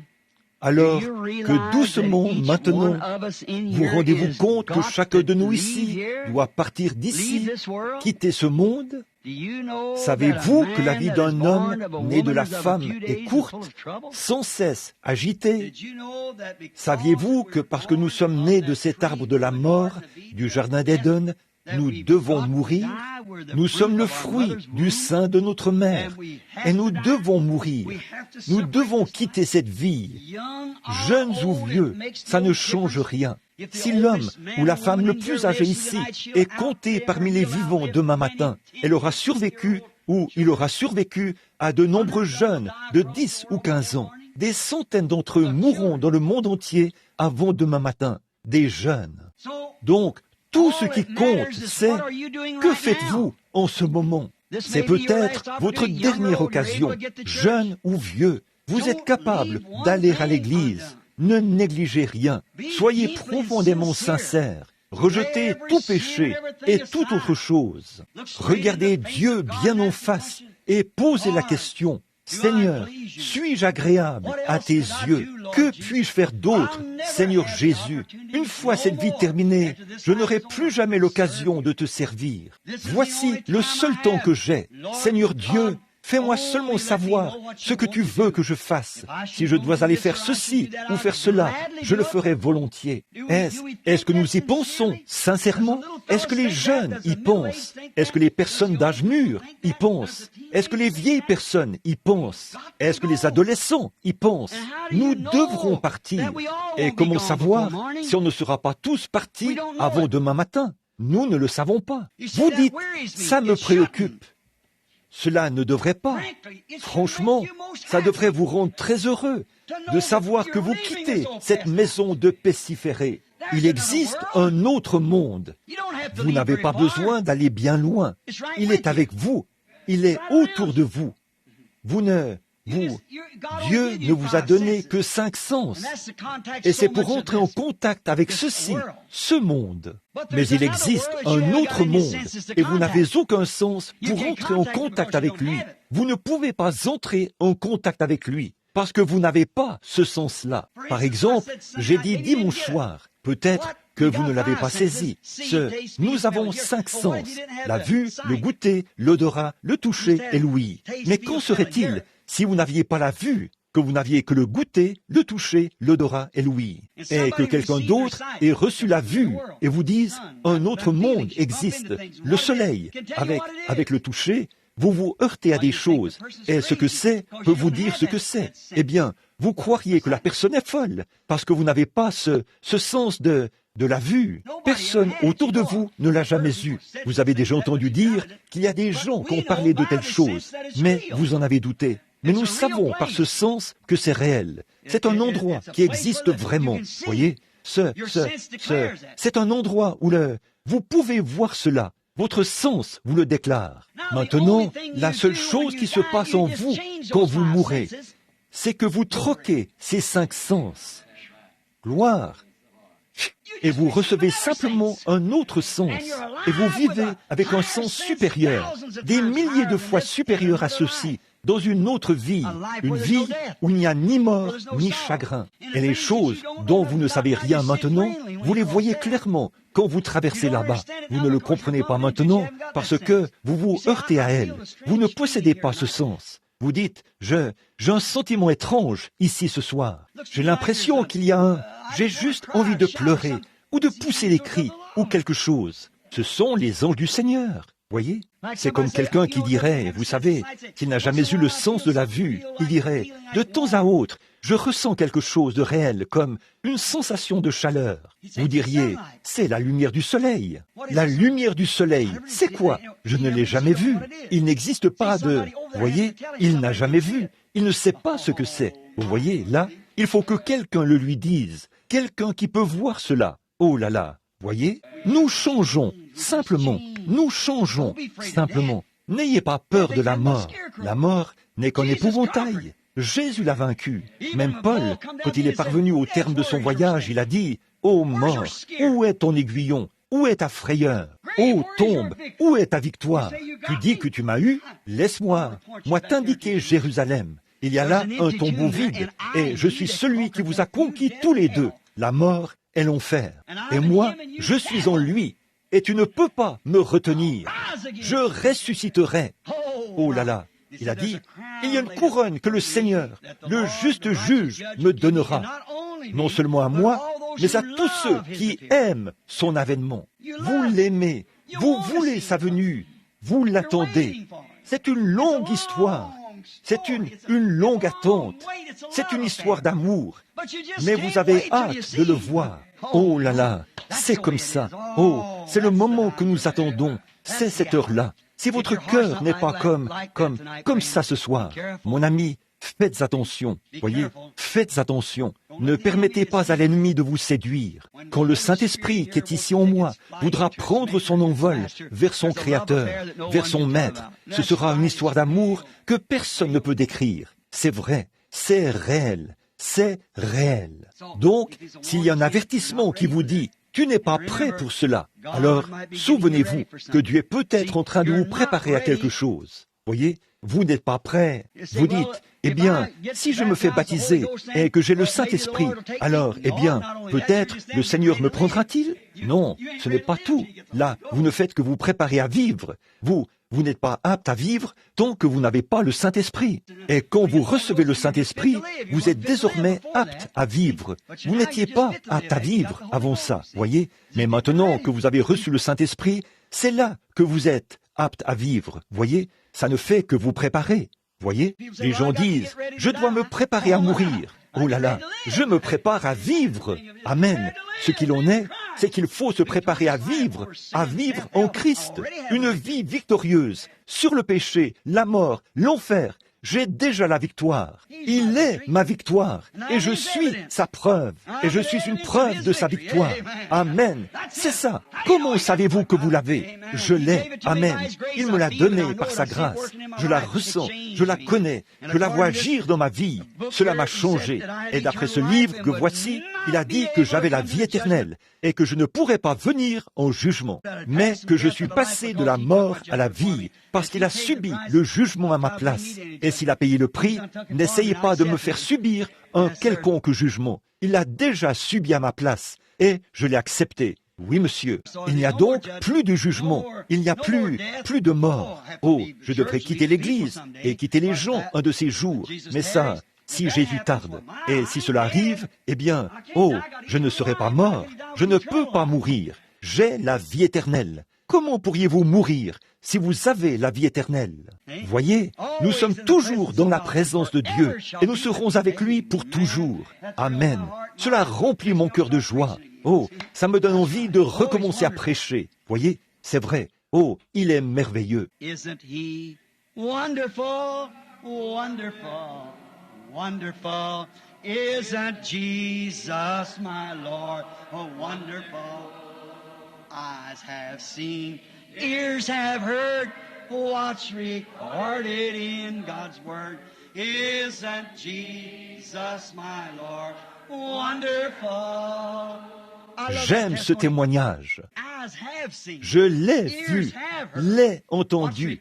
Dans la Bible, je l'ai lu. Jésus, notre Seigneur, est merveilleux. Oh, je l'aime. Il est ma paix, ma vie, mon espérance, mon roi, mon Dieu, mon sauveur, oh là là, mon père, ma mère, ma sœur, mon frère, mon ami, mon tout.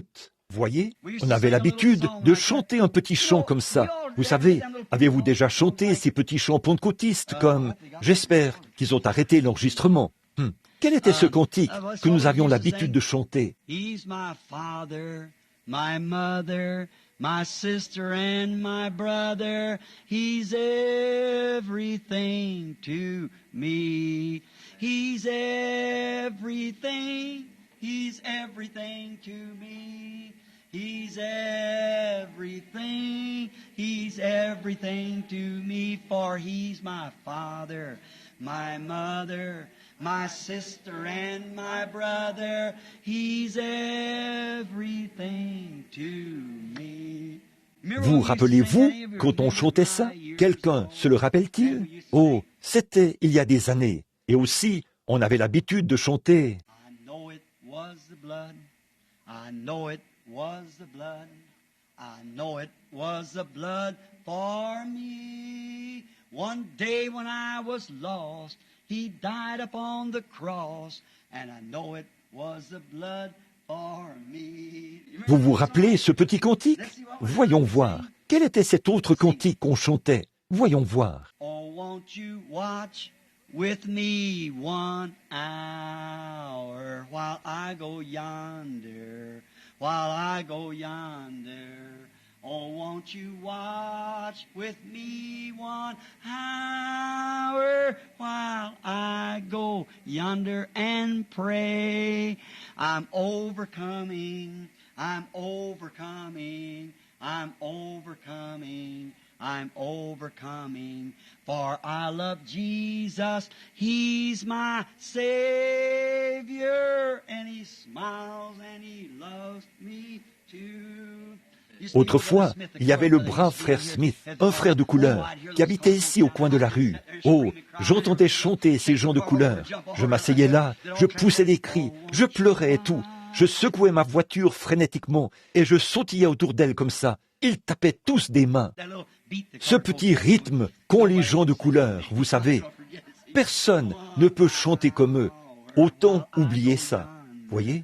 Oh là là, je m'asseyais là, je disais, oh Dieu, jeune garçon d'une vingtaine d'années que j'étais, je courais autour de ma voiture, en poussant des cris et en louant Dieu comme ça. Oh, quel moment! C'était au tout début, quand Dieu agissait parmi les gens comme ça. Maintenant, nous sommes devenus une église forte, pas tant au nombre de membres, mais puissante dans l'esprit. Amen, comme c'est merveilleux. Puis, il y avait un petit cantique. Je me souviens du jour où j'ai rencontré à Chattanooga, dans le Tennessee.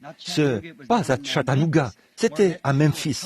Ce jour où j'avais rencontré une petite femme de couleur, vous savez, qui attendait debout à l'extérieur. Vous m'avez entendu parler de cela, vous savez. Son fils avait une maladie vénérienne et elle avait une chemise pour homme enroulée autour de la tête. Et elle était appuyée contre le portail comme ça. Le Seigneur avait immobilisé l'avion et ne voulait pas le laisser repartir, en quelque sorte. Et on m'avait dit d'aller prendre, et le Saint-Esprit a dit, fais une petite promenade, dirige-toi par ici. Je me suis mis à marcher là-bas, tout en chantant. Je me disais, oh, mon avion est sur le point de décoller. Ça continuait de dire, avance, continue de marcher, continue de marcher. C'était au tout début de mon ministère. Puis j'ai regardé, elle était là, appuyée contre la clôture, où se trouvait une petite cabane, une toute petite maison. Il y avait une vieille sœur qui se tenait là. Oh, elle ressemblait à une de ces sœurs qu'on voit sur les emballages de farine à crêpes, de marque Tante Jemima. Elle avait de grosses joues bien rondes, vous savez, et ses cheveux, cette chemise était nouée en arrière. Elle était appuyée contre le portail comme ça, et je chantais ce petit cantique. Quel était j'ai oublié le titre du petit cantique que je chantais. Bon, c'est quelque chose au sujet, c'était un petit chant pentecôtiste, un petit chant de jubilé. Je venais juste de finir de chanter, j'étais assez proche d'elle, et j'allais continuer mon chemin. Elle se tenait là, les larmes coulaient le long de ses grosses joues. J'avais envie de l'étreindre. Elle a dit, « Bonjour, pasteur !» J'ai dit, « Tantine, qu'est-ce que vous avez dit ?» Elle a dit, « J'ai dit, bonjour, pasteur !» J'ai dit, « Comment avez-vous su que j'étais pasteur ?» Bon, pour les gens du Sud, ça signifie ministre, vous savez. J'ai dit, « Comment avez-vous su que j'étais pasteur ?» Elle a dit, « Je savais que vous veniez. » J'ai dit, « Vous saviez que je venais ?» Je me suis dit, « Ah, voilà, c'est ici, voyez ?» Elle a dit, « Oui, monsieur. » Elle a dit, « Est-ce que vous avez déjà lu l'histoire de la femme sunamite dans la Bible, pasteur ?» J'ai dit, « Oui, Tantine, je l'ai lu. » Elle a dit, « J'étais comme cette femme-là. » Elle a dit, « J'ai dit au Seigneur que s'il me donnait un enfant, à mon mari et moi, je l'élèverais pour lui. » Elle a dit, « Il l'a fait. Il m'a donné cet enfant. » Elle a ajouté, « Je l'ai élevé. C'était un bon garçon. » Elle a dit, « Il a eu de mauvaises fréquentations, pasteur. Il a attrapé une mauvaise maladie, a-t-elle dit. Il est couché là, à l'article de la mort. Il se meurt depuis environ 2 jours maintenant. Il n'est même pas revenu à lui depuis 2 jours. Le médecin était ici et a dit, « Il ne peut plus vivre, a-t-il dit. Il se meurt. » C'était une maladie vénérienne, vous voyez. Elle a dit, « Je ne supporte pas l'idée de voir mon bébé mourir. J'ai prié toute la nuit. » Elle a ajouté, « J'ai dit, Seigneur, a-t-elle dit, j'étais une femme semblable à la femme sunamite. Mais, a-t-elle dit, où est ton Élysée ?» Et elle a dit, « Je me suis endormie et j'ai eu un songe dans lequel je me tenais ici, à ce portail, et je vous ai vu descendre la rue avec ce petit chapeau posé sur le côté de la tête. » Mais elle a ajouté, « Il n'y a qu'une seule chose, a-t-elle dit. Où est cette ?»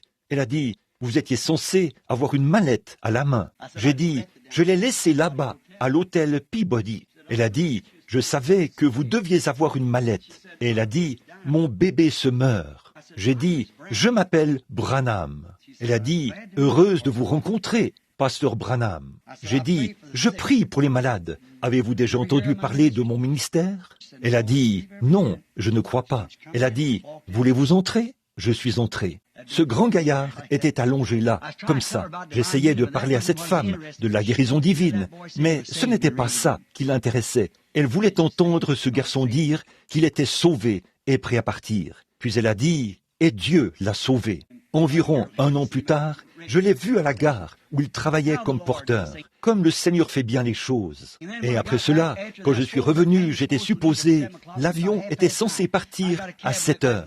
Il était environ 9h30. J'ai pris un taxi et je suis retourné là-bas. Et à peine entré, on a dit, dernier appel pour le vol numéro 1 tel. Le Seigneur avait cloué cet avion au sol pendant tout le temps où j'étais allé prier pour ce garçon. Voyez, c'est ça. J'essaie de me rappeler ce petit cantique. L'un d'entre eux, c'est ça. Oh, combien nous le chantions ici à tue-tête, et en tapant dans nos mains, nous disions, One of them. I'm so glad that I can say I'm one of them. Hallelujah, one of them. I'm one of them. I'm so glad that I can say I'm one of them. They were gathered in the upper room, all praying in His name. They were baptized with the Holy Ghost, and power for service came. Now what He did for them that day, He'll do for you the same. I'm so glad that I can say I'm one of them, one of them, one of them. I'm so glad that I can say one of them, oh, one of them. I'm one of them. I'm so glad that I can say I'm one of them. Are you? Listen to this verse. écoutez ce couplet. Though these people may not learn to be or boast of worldly fame, they have all received their Pentecost, baptized in Jesus' name, and they're telling now both far and wide, His power is just the same. And I'm so glad that I can say I'm one of them. Oh, one of them. I'm one of them. I'm so glad that I can say one of them. One of them. Oh, I'm one of them. I'm so glad that I can say I'm one of them. Oh, come, my brothers, seek this blessing that will cleanse your heart from sin. It will start the joy bells ringing and will keep your soul on flame. Oh, it's burning now down in my heart. Oh, glory to His name. Now, I'm so glad that I can say I'm one of them. Are you glad of that? One of them. One of them. I'm so glad that I can say I'm one of them. Oh, one of them. One of them. I'm so glad that I can say I'm one of them. Oh, n'êtes-vous pas heureux? Serrons-nous la main les uns les autres en le chantant. Qu'en dites-vous? Faisons-le. One of them. One of them. I'm so glad that I can say I'm so glad today. Oh, one of them. Oh, one of them. I'm so glad that I can say I'm one of them. Oh, come, my brothers, seek this blessing that will a soul aflame, that will start the joy bells ringing and will keep your soul on flame. Oh, it's burning now within my heart. Oh, glory to His. Let's raise your hands. Glad that I can say I'm one of them. Levons les mains, tous ensemble. One of them. One of them. I'm so glad that I can say I'm one of them. I'm one of them. One of them. I'm so glad that I can say I'm one of them. Listen, Écoutez encore attentivement maintenant. Voyez? Though these people may not learn to be, they never come from college or boast of worldly fame, they have all received their Pentecostal blessing, baptized in Jesus' name, and they're telling now both far and wide, every little nook and corner, His power is yet the same. I'm so glad that I can say one of them. Oh, sing it, chantez-le, Église. One of them. I'm so glad that I can say one of them. Oh, one of them.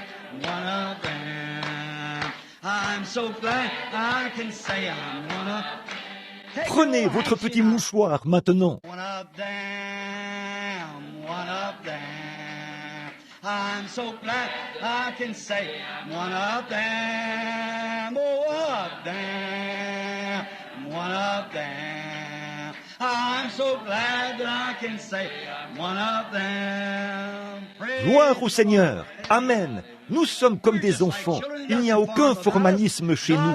Dieu n'est pas formaliste. Pas vrai? Oui, monsieur. I'm one of them, one of them. I'm so glad I can say one of them. I'm one of them, one of them. Oh, I'm so glad that I can say it. Êtes-vous vraiment heureux de le dire? Levez simplement la main. Dites « Gloire au Seigneur! Gloire au Seigneur! Je suis heureux d'être l'un d'entre eux. Je suis heureux de l'être.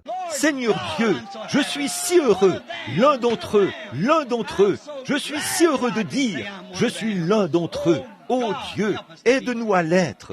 Aide-nous à faire en sorte que les lumières continuent de briller, Seigneur, alors que nous marchons vers Sion. Accorde-le, Père.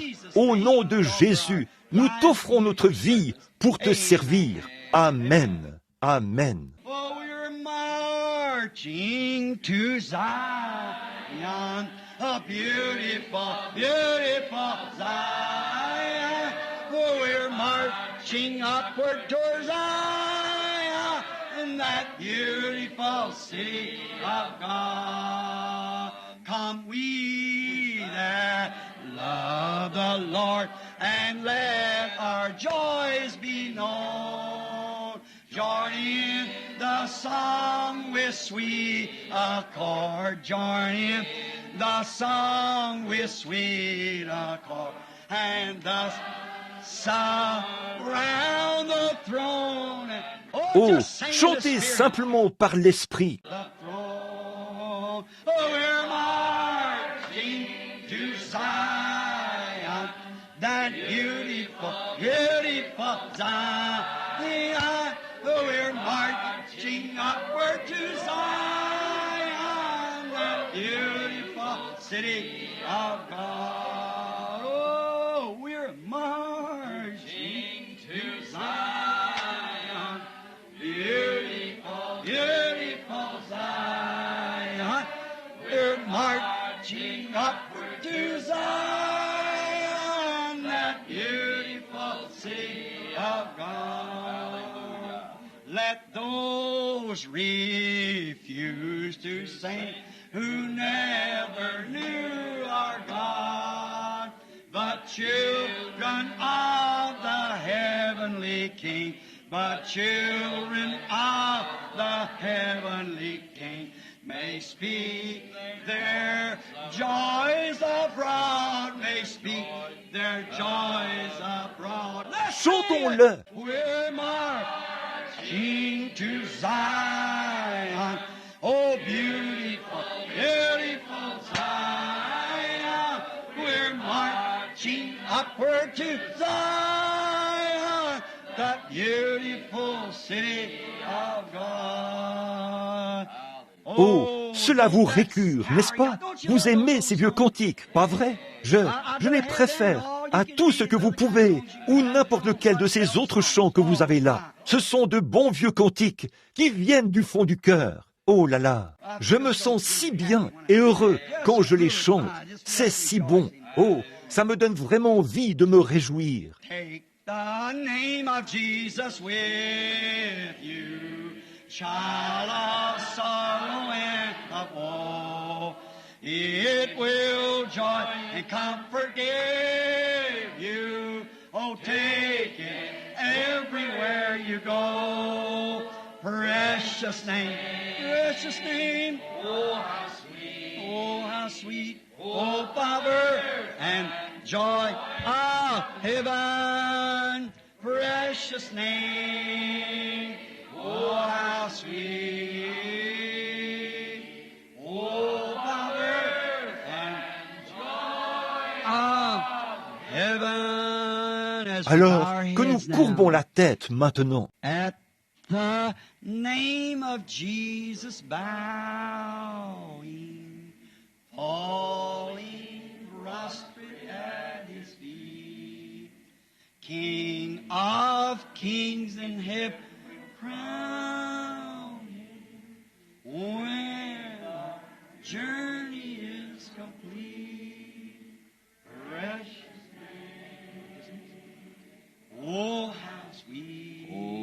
sweet hope of earth and joy of heaven, precious name, oh how sweet, hope of earth and joy